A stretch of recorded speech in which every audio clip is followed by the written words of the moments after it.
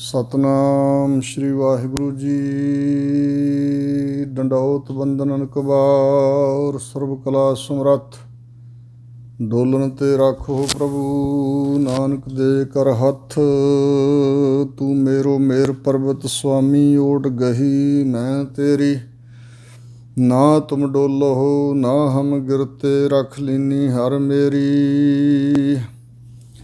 अब तब जब कब तू ही हम तो प्रसाद सुखी सदही। सतनाम श्री वाहिगुरु जी। सलोक मन साचा मुख साचा सोए,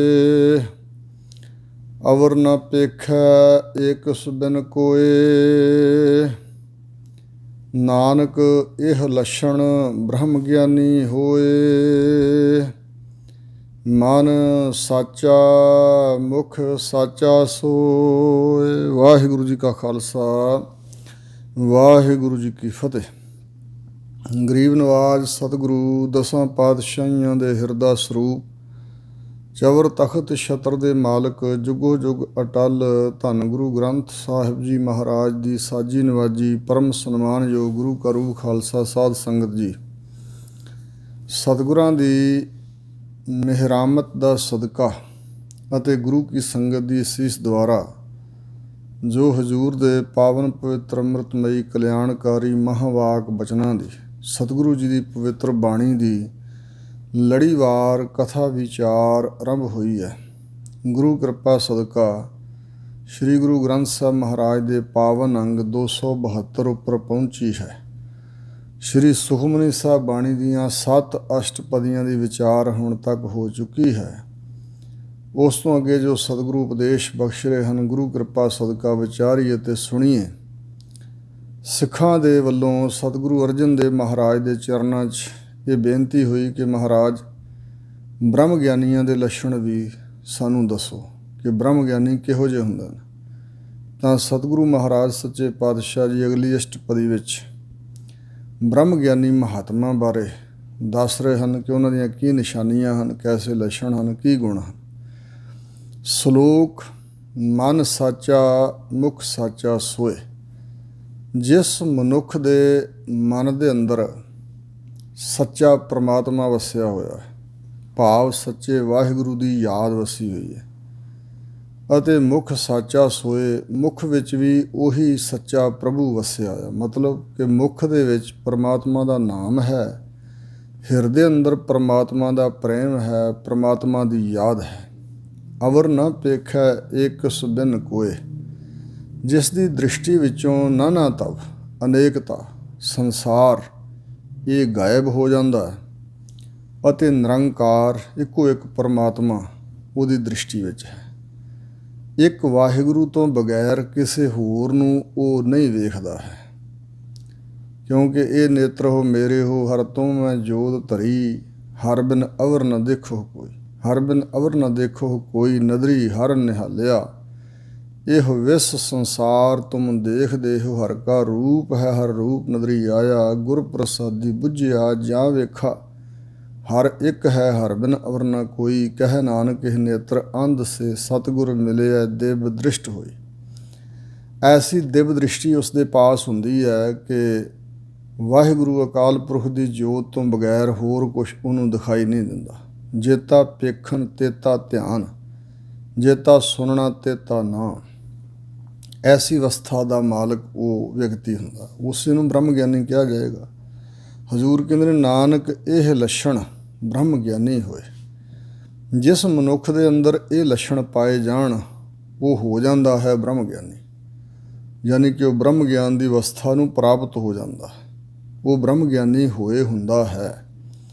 ਬ੍ਰਹਮ ਦੇ ਗਿਆਨ ਵਾਲਾ, ਉਸ ਨੂੰ ਬ੍ਰਹਮ ਦਾ ਪੂਰਨ ਤੌਰ 'ਤੇ ਗਿਆਨ ਹੋ ਜਾਂਦਾ। ਅਸ਼ਟਪਦੀ ਵਿੱਚ ਸੱਚੇ ਪਾਤਸ਼ਾਹ ਜੀ ਇਹਨਾਂ ਬਚਨਾਂ ਦੀ ਅੱਗੇ ਵਿਆਖਿਆ ਕਰ ਰਹੇ ਨੇ। ਬ੍ਰਹਮ ਗਿਆਨੀ ਸਦਾ ਨਿਰਲੇਪ।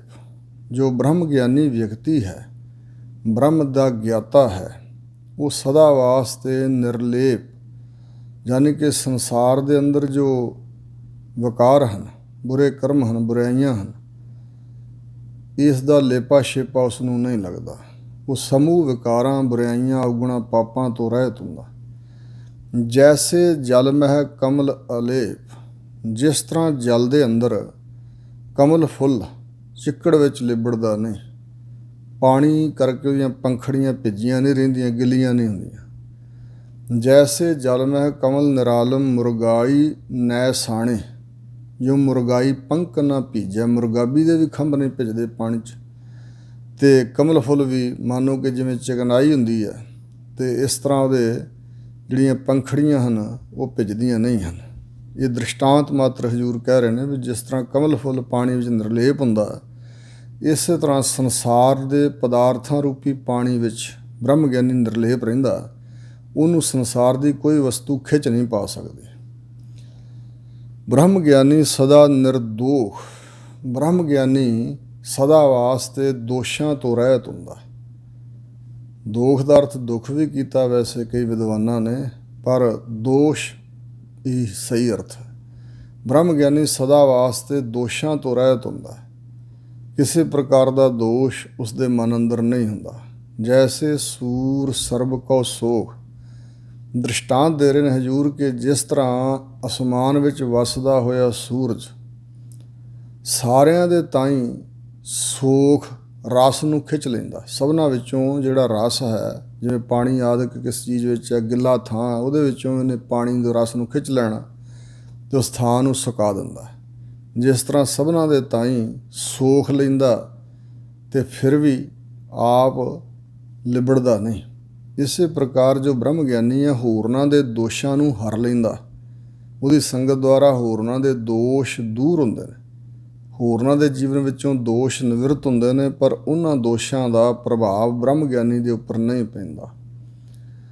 ਬ੍ਰਹਮ ਗਿਆਨੀ ਕੈ ਦ੍ਰਿਸ਼ਟ ਸਮਾਨ, ਬ੍ਰਹਮ ਗਿਆਨੀ ਦੇ ਅੰਦਰ ਜਿਹੜੀ ਦ੍ਰਿਸ਼ਟੀ ਹੈ ਉਹ ਸਮਾਨ ਹੁੰਦੀ ਹੈ, ਸਮ ਦ੍ਰਿਸ਼ਟੀ ਬਣ ਜਾਂਦਾ। ਸਮ ਦ੍ਰਿਸ਼ਟੀ ਬ੍ਰਹਮ ਦ੍ਰਿਸ਼ਟੀ, ਬ੍ਰਹਮ ਦ੍ਰਿਸ਼ਟੀ ਸਮ ਦ੍ਰਿਸ਼ਟੀ, ਸਭਨਾਂ ਵਿੱਚ ਪਰਮਾਤਮਾ ਦੀ ਜੋਤ ਜੂ ਵੇਖਦਾ ਆ। ਫਿਰ ਉਹਦੇ ਬਿਰਤੀ ਅੰਦਰ ਜਾਂ ਨੇਤਰਾਂ ਅੰਦਰ, ਦ੍ਰਿਸ਼ਟੀ ਅੰਦਰ ਬੁਰਾ ਭਲਾ, ਆਪਣਾ ਬਗਾਨਾ, ਵੈਰੀ ਮਿੱਤਰ, ਚੋਰ ਸਾਧ ਕੁਛ ਨਹੀਂ ਹੈ, ਉਹਦੀ ਸਮਾਨ ਦ੍ਰਿਸ਼ਟੀ ਹੈ। ਜੈਸੇ ਰਾਜ ਰੰਕ ਕਉ ਲਾਗੈ ਤੁਲ ਪਵਾਨ, ਜਿਵੇਂ ਜਦੋਂ ਹਵਾ ਵਗਦੀ ਆ ਅਤੇ ਹਵਾ ਕੋਈ ਕਿਸੇ ਤਰ੍ਹਾਂ ਦਾ ਵਿਤਕਰਾ ਨਹੀਂ ਕਰਦੀ ਕਿ ਮੈਂ ਰਾਜੇ ਨੂੰ ਸੁੱਖ ਦੇਵਾਂ ਅਤੇ ਜਿਹੜਾ ਕੰਗਾਲ ਗਰੀਬ ਹੈ ਉਸ ਨੂੰ ਦੁੱਖ ਦੇਵਾਂ, ਜਾਂ ਉਹਦੇ ਘਰ ਜਾਵਾਂ ਹੀ ਨਾ, ਜਾਂ ਉਹਨੂੰ ਜਿਹੜਾ ਹਵਾ ਕਰਕੇ ਸੁੱਖ ਮਿਲਦਾ ਉਹ ਮਿਲੇ ਹੀ ਨਾ, ਉਹਨੂੰ ਮੈਂ ਸਪਰਸ਼ ਨਾ ਕਰਾਂ, ਐਸਾ ਨਹੀਂ ਹੈ। ਜਿਸ ਤਰ੍ਹਾਂ ਰਾਜੇ ਅਤੇ ਰੰਕ ਕੰਗਾਲ ਦੇ ਤਾਈਂ ਤੁਲ ਬਰਾਬਰ ਹੀ ਹਵਾ ਦਾ ਪ੍ਰਭਾਵ ਹੈ, ਬਰਾਬਰ ਲੱਗਦੀ ਹੈ ਸਭ ਦੇ ਤਾਈਂ, ਇਸ ਤਰ੍ਹਾਂ ਹੀ ਬ੍ਰਹਮ ਗਿਆਨੀ ਦੀ ਦ੍ਰਿਸ਼ਟੀ ਸਮਾਨ ਹੁੰਦੀ ਹੈ। ਬ੍ਰਹਮ ਗਿਆਨੀ ਕੈ ਧੀਰਜ ਏਕ, ਬ੍ਰਹਮ ਗਿਆਨੀ ਦੇ ਅੰਦਰ ਮਾਨਸਿਕ ਤੌਰ 'ਤੇ ਇੱਕ ਧੀਰਜ ਹੈ, ਇੱਕੋ ਜਿਹਾ ਧੀਰਜ ਹੈ ਸਦਾ ਵਾਸਤੇ। ਜਿਉਂ ਬਸਦਾ ਕਉ ਖੋਦਾ ਕਉ ਚੰਦਨ ਲੇਪ, ਜਿਸ ਤਰ੍ਹਾਂ ਜਦੋਂ ਕੋਈ ਬਸਦਾ ਧਰਤੀ ਨੂੰ ਕੋਈ ਖੋਜਦਾ ਹੈ, ਖੋਦਦਾ ਹੈ ਯਾਨੀ ਖੋਤਰਦਾ ਹੈ, ਪੁੱਟਦਾ ਹੈ, ਅਤੇ ਕੋਈ ਉਸ 'ਤੇ ਚੰਦਨ ਦਾ ਲੇਪਾ ਕਰਦਾ। ਧਰਤੀ ਨੂੰ ਕੋਈ ਉਜਰ ਨਹੀਂ ਹੈ, ਕੋਈ ਪੁੱਟੀ ਜਾਏ ਅਤੇ ਸਰਾਪ ਨਹੀਂ ਦੇ ਦਿੰਦੀ ਧਰਤੀ, ਨਾਰਾਜ਼ ਨਹੀਂ ਹੁੰਦੀ, ਅਤੇ ਕੋਈ ਚੰਦਨ ਦਾ ਲੇਪਾ ਕਰੇ ਅਤੇ ਫਿਰ ਵੀ ਧਰਤੀ 'ਤੇ ਕੀ ਪ੍ਰਭਾਵ ਪੈਣਾ। ਧਰਤੀ ਵਰਗਾ ਧੀਰਜ ਬ੍ਰਹਮ ਗਿਆਨੀ ਦੇ ਅੰਦਰ ਹੁੰਦਾ ਹੈ। ਕੋਈ ਉਸ ਦੇ ਤਾਈਂ ਤੱਤਾ ਬੋਲੇ ਤਾਂ ਵੀ ਉਹਦਾ ਹਿਰਦਾ ਅਸ਼ਾਂਤ ਨਹੀਂ ਹੁੰਦਾ, ਡੋਲਦਾ ਨਹੀਂ, ਨਾਰਾਜ਼ ਨਹੀਂ ਹੁੰਦਾ। ਕੋਈ ਉਸਨੂੰ ਸੁੱਖ ਦੇਵੇ, ਉਸਤਤ ਕਰੇ, ਵਡਿਆਈ ਕਰੇ ਅਤੇ ਉਹ ਫੁੱਲਦਾ ਨਹੀਂ ਹੈ, ਇੱਕ ਰਸ ਧੀਰਜ ਉਹਦੇ ਅੰਦਰ ਰਹਿੰਦਾ। ਬ੍ਰਹਮ ਗਿਆਨੀ ਕਾ ਇਹ ਹੈ ਗੁਨਾਓ, ਗੁਨਾਓ ਦਾ ਅਰਥ ਹੈ ਗੁਣ। ਬ੍ਰਹਮ ਗਿਆਨੀ ਦਾ ਇਹੋ ਹੀ ਵੱਡਾ ਗੁਣ ਹੈ। ਨਾਨਕ ਜਿਉ ਪਾਵਕ ਕਾ ਸਹਿਜ ਸੁਭਾਓ, ਹਜ਼ੂਰ ਗੁਰੂ ਅਰਜਨ ਸਾਹਿਬ ਜੀ ਮਹਾਰਾਜ ਕਹਿ ਰਹੇ ਨੇ ਕਿ ਜਿਸ ਤਰ੍ਹਾਂ ਪਾਵਕ ਅਗਨੀ ਦਾ ਸਹਿਜੇ ਹੀ ਸੁਭਾਓ ਆ ਜਿਹੜਾ, ਉਹ ਸਾਰਿਆਂ ਵਾਸਤੇ ਇੱਕੋ ਜਿਹਾ ਹੁੰਦਾ। ਅੱਗ ਦੇ ਨੇੜੇ ਜੇ ਕੋਈ ਜਾਏ ਤਾਂ ਉਹ ਸਾੜਦੀ ਹੈ, ਪਾਲਾ ਦੂਰ ਕਰਦੀ, ਥੋੜ੍ਹਾ ਦੂਰ ਰਹੇ ਪਰ ਨੇੜੇ ਹੋਵੇ ਅਤੇ ਪਾਲਾ ਦੂਰ ਕਰਦੀ ਹੈ। ਔਰ ਇਸੇ ਪ੍ਰਕਾਰ ਜੋ ਲੱਕੜੀਆਂ ਪਾਈਏ ਜਾਂ ਹੋਰ ਵਸਤੂਆਂ ਉਹਦੇ ਉੱਤੇ ਸੁੱਟੀਏ ਉਹ ਸਾੜਦੀ ਹੈ। ਇਸ ਪ੍ਰਕਾਰ ਹੀ ਬ੍ਰਹਮ ਗਿਆਨੀ ਦਾ ਸਹਿਜੇ ਹੀ ਅਗਨੀਵਤ ਸੁਭਾਅ ਹੁੰਦਾ ਹੈ, ਮਤਲਬ ਆਪਣਾ ਉਹਦਾ ਜੋ ਤੇਜ ਪ੍ਰਤਾਪ ਹੈ ਉਹ ਸਾਰਿਆਂ ਨੂੰ ਸੁੱਖ ਦਿੰਦਾ। ਉਹਦੀ ਜੋ ਕਮਾਈ ਹੈ, ਉਹਦੀ ਜੋ ਬਰਕਤ ਹੈ ਸਿਮਰਨ ਭਜਨ ਦੀ, ਉਹਦੇ ਨਾਲ ਸਾਰੇ ਵਰੋਸ ਆਏ ਜਾਂਦੇ ਨੇ। ਬ੍ਰਹਮ ਗਿਆਨੀ ਨਿਰਮਲ ਅਤੇ ਨਿਰਮਲਾ, ਬ੍ਰਹਮ ਗਿਆਨੀ ਨਿਰਮਲ ਤੋਂ ਨਿਰਮਲ, ਪਵਿੱਤਰ ਤੋਂ ਪਵਿੱਤਰ ਹੁੰਦਾ ਹੈ। ਜੈਸੇ ਮੈਲ ਨਾ ਲਾਗੈ ਜਲਾ, ਜਿਸ ਤਰ੍ਹਾਂ ਜਲ ਦੇ ਤਾਈਂ ਮੈਲ ਨਹੀਂ ਲੱਗਦੀ ਹੈ। ਕੋਈ ਸਵਾਲ ਖੜਾ ਕਰੇਗਾ ਵੀ ਜਲ ਸਾਫ ਸੁਥਰਾ ਹੋਵੇ, ਉਹਦੇ ਵਿੱਚ ਕੋਈ ਗੰਧਲੀ ਚੀਜ਼, ਮੈਲੀ ਚੀਜ਼, ਕੂੜਾ ਕਰਕਟ ਸੁੱਟ ਦਈਏ ਤੇ ਜਲ ਮੈਲਾ ਹੁੰਦਾ? ਨਹੀਂ, ਮੈਲ ਜਲ ਦੇ ਤਾਈਂ ਨਹੀਂ ਚੰਬੜਦੀ ਹੈ। ਇਹ ਜਿਹੜੇ ਸਾਇੰਟਿਸਟ ਲੋਕ ਨੇ, ਵਿਗਿਆਨੀ ਲੋਕ, ਉਹਨਾਂ ਵੀ ਇਹ ਸਿੱਧ ਕਰ ਦਿੱਤਾ ਵੀ ਜਲ ਵਿੱਚ ਜਿੰਨਾ ਮਰਜ਼ੀ ਗੰਦਮੰਦ ਕਿਸੇ ਨੇ ਸੁੱਟਿਆ ਹੋਇਆ, ਫਿਰ ਉਹਨੂੰ ਕਸ਼ੀਦ ਕੇ, ਜਿਹਨੂੰ ਫਿਲਟਰ ਕਰਨਾ ਕਹਿੰਦੇ ਨੇ, ਸਾਫ਼ ਕੀਤਾ ਜਾ ਸਕਦਾ। ਜੇ ਜਲ ਨੂੰ ਮੈਲ ਚੰਬੜਦੀ ਹੋਵੇ ਤੇ ਫਿਰ ਉਹ ਲੱਥਦੀ ਨਹੀਂ, ਚੰਬੜਦੀ ਨਹੀਂ। ਇਸ ਕਰਕੇ ਹੀ ਮੈਲਾ ਜਲ ਫਿਰ ਸਾਫ਼ ਸੁਥਰਾ ਹੋ ਜਾਂਦਾ। ਮੈਲ ਕਰਕੇ ਪ੍ਰਤੀਤ ਹੁੰਦਾ ਮੈਲਾ, ਪਰ ਉਹ ਹੁੰਦਾ ਸਾਫ਼ ਹੀ ਹੈ, ਕਿਉਂਕਿ ਕਸ਼ੀਦਿਆ ਜਾ ਸਕਦਾ। ਜਿਸ ਤਰ੍ਹਾਂ ਜਲ ਦੇ ਤਾਂ ਮੈਲ ਨਹੀਂ ਲੱਗਦੀ, ਬਲਕਿ ਜਲ ਹੋਰਨਾਂ ਸਾਰਿਆਂ ਦੀ ਮੈਲ ਲਾਹੁੰਦਾ। ਗੰਦੀਆਂ ਮੰਦੀਆਂ ਚੀਜ਼ਾਂ ਨੂੰ ਜਲ ਦੇ ਨਾਲ ਧੋ ਕੇ ਸਾਫ਼ ਕੀਤਾ ਜਾਂਦਾ, ਕੱਪੜਿਆਂ ਨੂੰ, ਹੋਰ ਵਸਤੂਆਂ ਨੂੰ। ਇਸੇ ਤਰ੍ਹਾਂ ਬ੍ਰਹਮ ਗਿਆਨੀ ਨਿਰਮਲ ਤੋਂ ਨਿਰਮਲ ਹੈ, ਪਵਿੱਤਰ ਤੋਂ ਪਵਿੱਤਰ ਹੈ, ਸਾਫ਼ ਤੋਂ ਸਾਫ਼, ਉਜਲੇ ਤੋਂ ਉਜਲਾ ਹੈ। ਜਿਸ ਤਰ੍ਹਾਂ ਜਲ ਨੂੰ ਮੈਲ ਨਹੀਂ ਲੱਗਦੀ, ਇਸੇ ਤਰ੍ਹਾਂ ਸੰਸਾਰ ਦੇ ਵਿੱਚ ਵਿਕਾਰਾਂ ਦੀ, ਪਾਪਾਂ ਦੀ ਜੋ ਮੈਲ ਹੈ, ਬ੍ਰਹਮ ਗਿਆਨੀ ਦੇ ਉੱਪਰ ਪ੍ਰਭਾਵ ਨਹੀਂ ਪਾਉਂਦੀ। ਬ੍ਰਹਮ ਗਿਆਨੀ ਕਾ ਮਨ ਹੋਏ ਪ੍ਰਗਾਸ, ਬ੍ਰਹਮ ਗਿਆਨੀ ਦੇ ਮਨ ਅੰਦਰ ਵਾਹਿਗੁਰੂ ਦੇ ਗਿਆਨ ਦਾ ਪ੍ਰਕਾਸ਼ ਹੁੰਦਾ ਹੈ, ਤਾਂ ਹੀ ਉਸ ਨੂੰ ਬ੍ਰਹਮ ਗਿਆਨੀ ਕਿਹਾ ਜਾਂਦਾ ਹੈ। ਪ੍ਰਕਾਸ਼ ਚਾਨਣ ਹੈ, ਕੀ ਬੁਰਾ ਕੀ ਭਲਾ, ਕੀ ਕਰਨਾ ਚਾਹੀਦਾ, ਕੀ ਨਹੀਂ ਕਰਨਾ ਚਾਹੀਦਾ। ਔਰ ਪ੍ਰਕਾਸ਼ ਦਾ ਅਰਥ ਇਹ ਵੀ ਹੈ ਕਿ ਹੋਰਨਾਂ ਦੇ ਹਿਰਦਿਆਂ 'ਚ ਕੀ ਹੈ, ਕੈਸੀ ਭਾਵਨਾ, ਕੋਈ ਕੀ ਕਰਦਾ, ਕਿੱਥੇ ਕੀ ਹੋ ਰਿਹਾ, ਐਸਾ ਪ੍ਰਕਾਸ਼ ਹੁੰਦਾ, ਹਨੇਰਾ ਨਹੀਂ ਹੁੰਦਾ। ਜੈਸੇ ਧਰ ਉੱਪਰ ਆਕਾਸ਼, ਜਿਸ ਤਰ੍ਹਾਂ ਧਰਤੀ ਦੇ ਉੱਪਰ ਸਾਰਾ ਜੋ ਪੁਲਾੜ ਆਕਾਸ਼ ਹੈ ਇਹ ਹੈ, ਇਸੇ ਪ੍ਰਕਾਰ ਬ੍ਰਹਮ ਗਿਆਨੀ ਜਿਹੜਾ ਡਾਰਕ ਹਨੇਰਾ ਰੂਪ ਸੰਸਾਰ ਹੈ, ਇਹਦੇ ਵਿੱਚ ਰਹਿੰਦਾ ਹੋਇਆ ਪ੍ਰਕਾਸ਼ ਦੇ ਵਿੱਚ ਵੱਸਦਾ ਹੈ। ਜਿਸ ਤਰ੍ਹਾਂ ਧਰਤੀ ਦੇ ਉੱਪਰ ਸਾਰੇ ਆਕਾਸ਼ ਹੈ। ਬ੍ਰਹਮ ਗਿਆਨੀ ਕੈ ਮਿੱਤਰ ਸਤਰ ਸਮਾਨ, ਬ੍ਰਹਮ ਗਿਆਨੀ ਦੇ ਤਾਈਂ ਮਿੱਤਰ ਤੇ ਦੁਸ਼ਮਣ ਬਰਾਬਰ ਹੀ ਹਨ, ਸਮਾਨ ਹੀ ਹਨ। ਜਿਵੇਂ ਭਾਈ ਕਨ੍ਹੱਈਆ ਜੀ ਮੈਦਾਨੇ ਜੰਗ ਜ਼ਖਮੀ ਹੋਏ, ਜਿਹੜੇ ਵੈਰੀ ਸਨ ਸਿੰਘਾਂ ਦੇ, ਉਹਨਾਂ ਦੇ ਤਾਈਂ ਵੀ ਜਲ ਛਕਾਉਂਦਾ ਸੀ, ਕਿਉਂਕਿ ਸਤਿਗੁਰੂ ਦਾ ਵਿਧਾਨ ਵੀ ਇਹੀ, ਸਿੱਖਿਆ ਇਹ ਹੈ ਕਿ ਜਦੋਂ ਕੋਈ ਜ਼ਖਮੀ ਹੋ ਕੇ ਡਿੱਗਾ ਪਿਆ, ਉਦੋਂ ਸਾਡਾ ਵੈਰੀ ਨਹੀਂ। ਜਲ ਛਕਾਉਣਾ, ਕੋਈ ਚੀਜ਼ ਵਰਤਾਉਣੀ ਤੇ ਬਰਾਬਰ ਵਰਤਾਓ। ਜਦੋਂ ਸ਼ਸਤਰ ਪਕੜ ਕੇ ਸਾਡੇ ਸਾਹਮਣੇ ਆ ਕੇ ਲੜਦਾ, ਉਦੋਂ ਸਾਡਾ ਵੈਰੀ ਹੈ। ਉਹ ਵੈਰ ਕਰ ਰਿਹਾ, ਤੁਸੀਂ ਉਸ ਦੇ ਵੈਰ ਦਾ ਜਵਾਬ ਦਿਓ, ਸ਼ਸਤਰ ਚਲਾਓ। ਔਰ ਸਤਿਗੁਰੂ ਮਹਾਰਾਜ ਸੱਚੇ ਪਾਤਸ਼ਾਹ ਕੋਲ ਸ਼ਿਕਾਇਤ ਹੋਈ ਸੀ ਕਿ ਉਹ ਸਾਡੇ ਦੁਸ਼ਮਣਾਂ ਨੂੰ ਵੀ ਜਲ ਛਕਾ ਤਗੜੇ ਕਰ ਰਿਹਾ।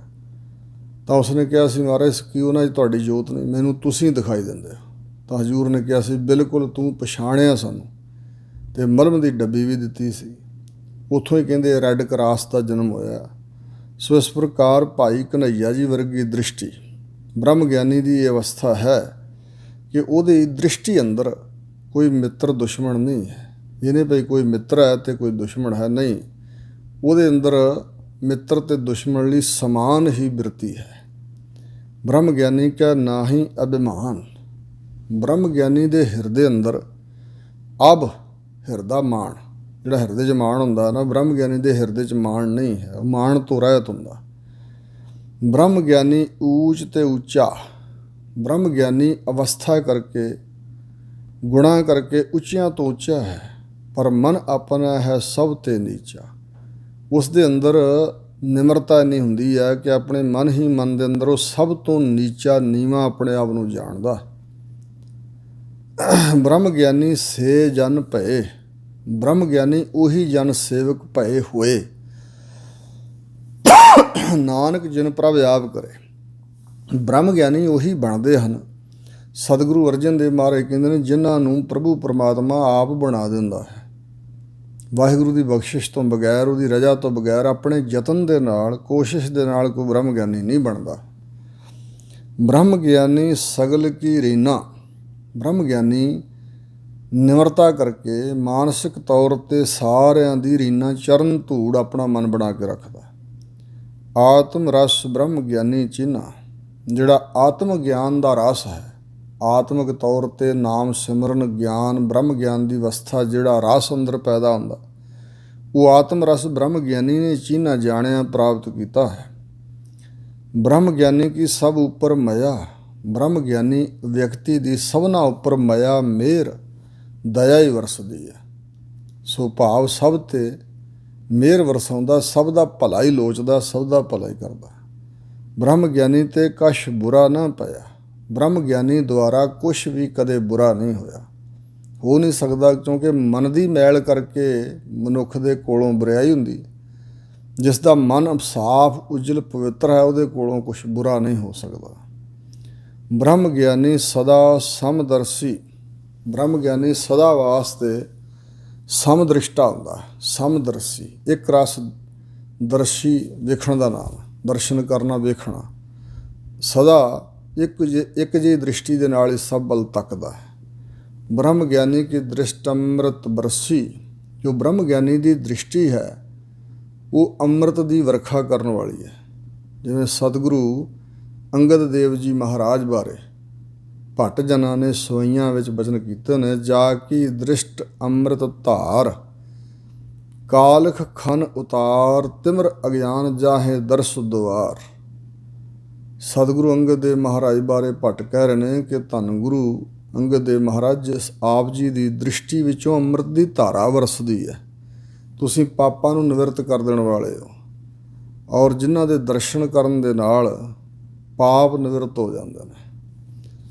ਅਤੇ ਇਹ ਇਤਿਹਾਸ ਵਿੱਚ ਬਚਨ ਹੈ ਕਿ ਸ਼੍ਰੀ ਗੁਰੂ ਅੰਗਦ ਦੇਵ ਜੀ ਮਹਾਰਾਜ ਜਦੋਂ ਅੰਮ੍ਰਿਤ ਵੇਲੇ ਸਮਾਧੀ ਸਥਿਤ ਹੁੰਦੇ ਸਨ, ਅਤੇ ਜਿਹੜੇ ਕੋਈ ਰੋਗੀ ਲੋਕ ਸਨ ਉਹ ਸਭ ਤੋਂ ਮੂਹਰੇ ਆ ਕੇ ਬੈਠਦੇ ਸੀ। ਜਦੋਂ ਸਤਿਗੁਰੂ ਦੀ ਦ੍ਰਿਸ਼ਟੀ ਖੁੱਲ੍ਹੇਗੀ, ਜਿਨ੍ਹਾਂ ਉੱਪਰ ਨਜ਼ਰ ਪਵੇਗੀ, ਉਹ ਸਾਰੇ ਹੀ ਰੋਗਾਂ ਤੋਂ ਰਹਿਤ ਹੋ ਜਾਣਗੇ। ਇਸ ਪ੍ਰਕਾਰ ਦ੍ਰਿਸ਼ਟੀ ਵਿੱਚ ਅੰਮ੍ਰਿਤ ਵਰਸਦਾ, ਕਿਉਂਕਿ ਬੰਦਗੀ ਦਾ ਪ੍ਰਤਾਪ ਹੁੰਦਾ ਹੈ ਕਿ ਨੇਤਰਾਂ ਦੁਆਰਾ ਵੀ ਚੰਗਾ ਹੀ ਪ੍ਰਭਾਵ ਦੁਆਲੇ ਪੈਂਦਾ ਹੈ, ਔਰ ਉਹਨਾਂ ਦੇ ਹਿਰਦੇ ਜੇ ਕੋਈ ਫੁਰਨਾ ਕਿਸੇ ਪ੍ਰਤੀ ਆਉਂਦਾ ਤਾਂ ਚੰਗਾ ਹੀ ਆਏਗਾ, ਬੁਰਾ ਨਹੀਂ ਆਏਗਾ, ਭਲਾ ਹੀ ਲੋਚਦੇ ਰਹਿਣਾ।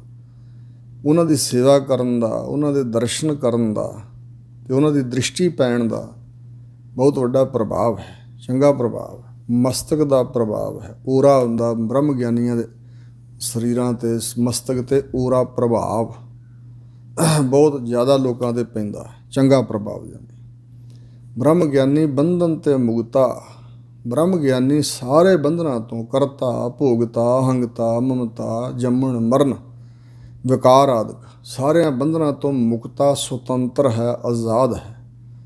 ਬ੍ਰਹਮ ਗਿਆਨੀ ਕੀ ਨਿਰਮਲ ਜੁਗਤਾ। ਬ੍ਰਹਮ ਗਿਆਨੀ ਦੇ ਜੀਵਨ ਦੀ ਜੁਗਤ ਬੜੀ ਨਿਰਮਲ, ਉਜਲ ਅਤੇ ਪਵਿੱਤਰ ਹੈ। ਜੀਵਨ ਦਾ ਢੰਗ ਤਰੀਕਾ ਬਹੁਤ ਸੋਹਣਾ ਹੈ, ਨਿਰਮਲ ਹੈ। ਬ੍ਰਹਮ ਗਿਆਨੀ ਕਾ ਭੋਜਨ ਗਿਆਨ। ਬ੍ਰਹਮ ਗਿਆਨੀ ਦਾ ਭੋਜਨ ਗਿਆਨ ਹੈ। ਵਾਹਿਗੁਰੂ ਜੀ ਦਾ ਜਿਹੜਾ ਗਿਆਨ ਹੈ ਉਹ ਬ੍ਰਹਮ ਗਿਆਨੀ ਦਾ ਭੋਜਨ ਹੈ। ਜਿਵੇਂ ਬਚਨ ਹਰ ਨਾਮ ਹਮਾਰਾ ਭੋਜਨ 36 ਪ੍ਰਕਾਰ, ਜਿਤ ਖਾਇਆ ਹਮ ਕੋ ਤ੍ਰਿਪਤ ਪਈ। ਇੱਥੇ ਇਹ ਨਾ ਸਮਝ ਲੈਣਾ ਕਿ ਉਹ ਭੋਜਨ ਛਕਦੇ ਨਹੀਂ। ਵੈਸੇ ਇੱਕ ਇਹ ਅਵਸਥਾ ਵੀ ਹੈ ਕਿ ਉੱਥੇ ਭੁੱਖ ਦਾ ਅਤੇ ਨੀਂਦ ਤੇ ਦਾ ਕੋਈ ਪ੍ਰਭਾਵ ਨਹੀਂ ਹੁੰਦਾ। ਗੁਰਮੁਖ ਅੰਤਰ ਸਹਿਜ ਹੈ, ਮਨ ਚੜ੍ਹਿਆ ਦਸਵੇਂ ਆਕਾਸ, ਤਿੱਥੈ ਊਂਘ ਨਾ ਭੁੱਖ ਹੈ, ਹਰ ਅੰਮ੍ਰਿਤ ਨਾਮ ਸੁਖ ਵਾਸ। ਨਾਨਕ ਦੁੱਖ ਸੁਖ ਵਿਆਪਤ ਨਹੀਂ, ਜਿੱਥੈ ਆਤਮ ਰਾਮ ਪ੍ਰਗਾਸ। ਮਾਨਸਿਕ ਤੌਰ 'ਤੇ ਭੋਜਨ ਆਦਿਕ ਖਾਣ ਦਾ ਰੁਚੀ ਨਹੀਂ ਹੈ, ਰਸ ਨਹੀਂ ਉਹ ਲੈਂਦੇ ਭੋਜਨਾਂ ਦਾ। ਜਿਹੜਾ ਮਨ ਦੀ ਖੁਰਾਕ ਆ, ਉਹਨਾਂ ਦੀ ਆਤਮਾ ਦੀ ਖੁਰਾਕ, ਉਹ ਵਾਹਿਗੁਰੂ ਦਾ ਭਜਨ ਹੀ ਹੈ। ਥੋੜ੍ਹਾ ਘਣਾ ਛਕਦੇ ਨੇ, ਸਰੀਰਕ ਮਰਿਆਦਾ ਨਿਭਾਉਂਦੇ, ਪਰ ਰੁਚੀ ਕੋਈ ਨਹੀਂ ਹੈ ਭੋਜਨ ਛਕਣ ਵਿੱਚ। ਵੰਨ ਸੁਵੰਨੇ ਭੋਜਨਾਂ ਦੇ ਰਸ ਲੈਣ ਵਿੱਚ ਰੁਚੀ ਨਹੀਂ ਹੈ। ਉਹਨਾਂ ਦਾ ਭੋਜਨ ਪ੍ਰਮਾਤਮਾ ਦਾ ਭਜਨ ਹੈ।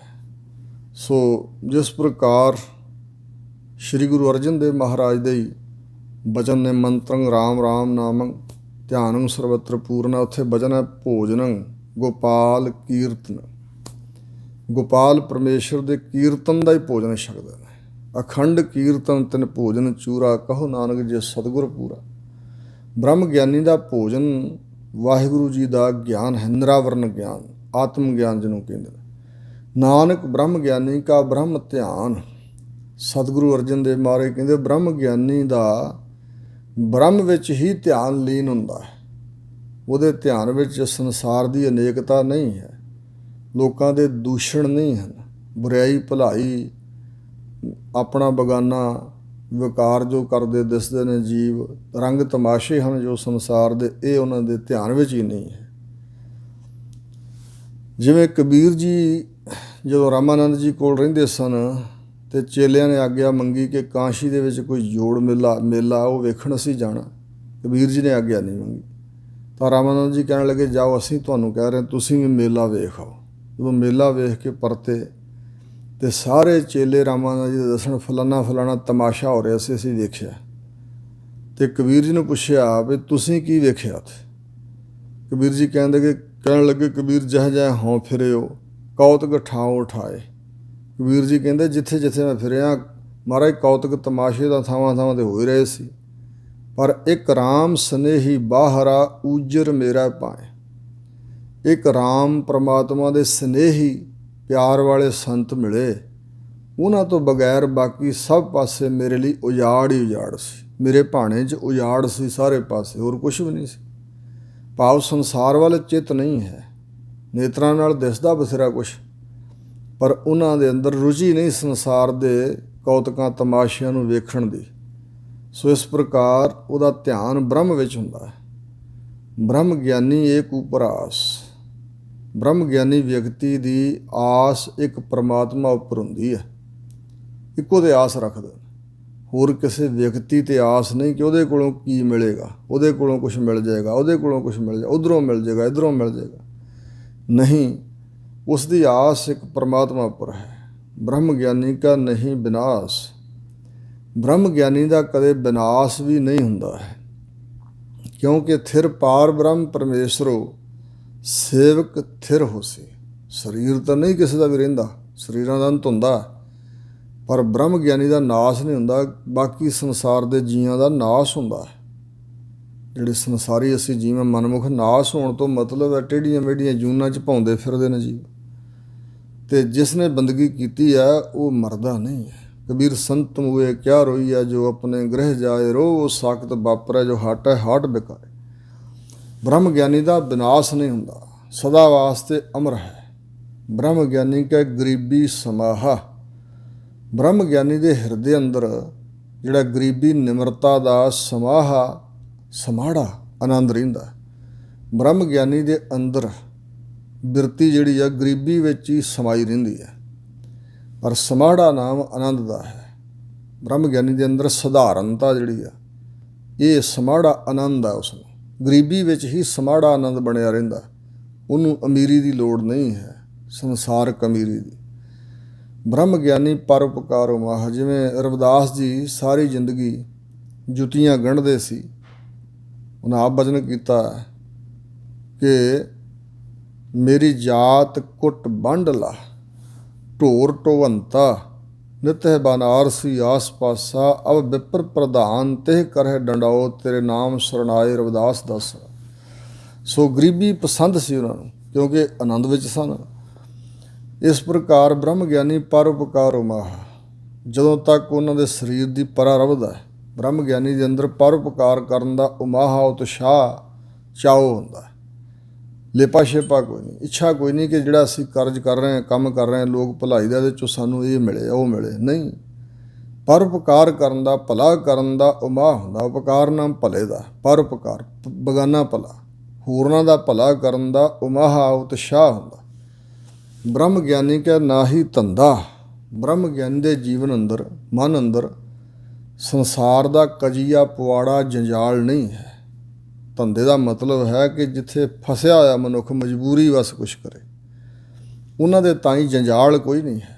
ਪਰਉਪਕਾਰ ਕਰਦੇ ਨੇ। ਪਰਉਪਕਾਰ ਨਿਤ ਚਿਤਵਤੇ ਨਾ ਹੀ ਕਛ ਪੋਚਾ ਕੋਈ ਨਹੀਂ, ਲੇਪਾ ਛੇਪਾ ਕੋਈ ਨਹੀਂ ਹੈ, ਪਕੜ ਜਕੜ ਕੋਈ ਨਹੀਂ ਹੈ। ਮਨ ਨੂੰ ਧੰਦਾ ਨਹੀਂ ਲੱਗਾ ਚੰਬੜਿਆ ਹੋਇਆ। ਮਨ ਤੇ ਬਿਸਰਿਓ ਸਗਲੋ ਧੰਦਾ ਗੁਰ ਕੀ ਚਰਣੀ ਦਾ। ਬ੍ਰਹਮ ਗਿਆਨੀ ਲੈ ਧਾਵਤ ਬੰਦਾ। ਜਿਹੜਾ ਪਹਿਲਾ ਮਨ ਧਾਉਂਦਾ ਦੌੜਦਾ ਭੱਜਦਾ ਸੀ, ਬ੍ਰਹਮ ਗਿਆਨੀ ਨੇ ਲੈ ਕੇ ਪਕੜ ਕੇ ਬੰਨ੍ਹ ਲਿਆ। ਧਾਉਣ ਵਾਲਾ ਭੱਜਣ ਵਾਲਾ ਮਨ ਬ੍ਰਹਮ ਗਿਆਨੀ ਨੇ ਲੈ ਕੇ ਪਕੜ ਕੇ ਬੰਨ੍ਹ ਲਿਆ ਹੈ।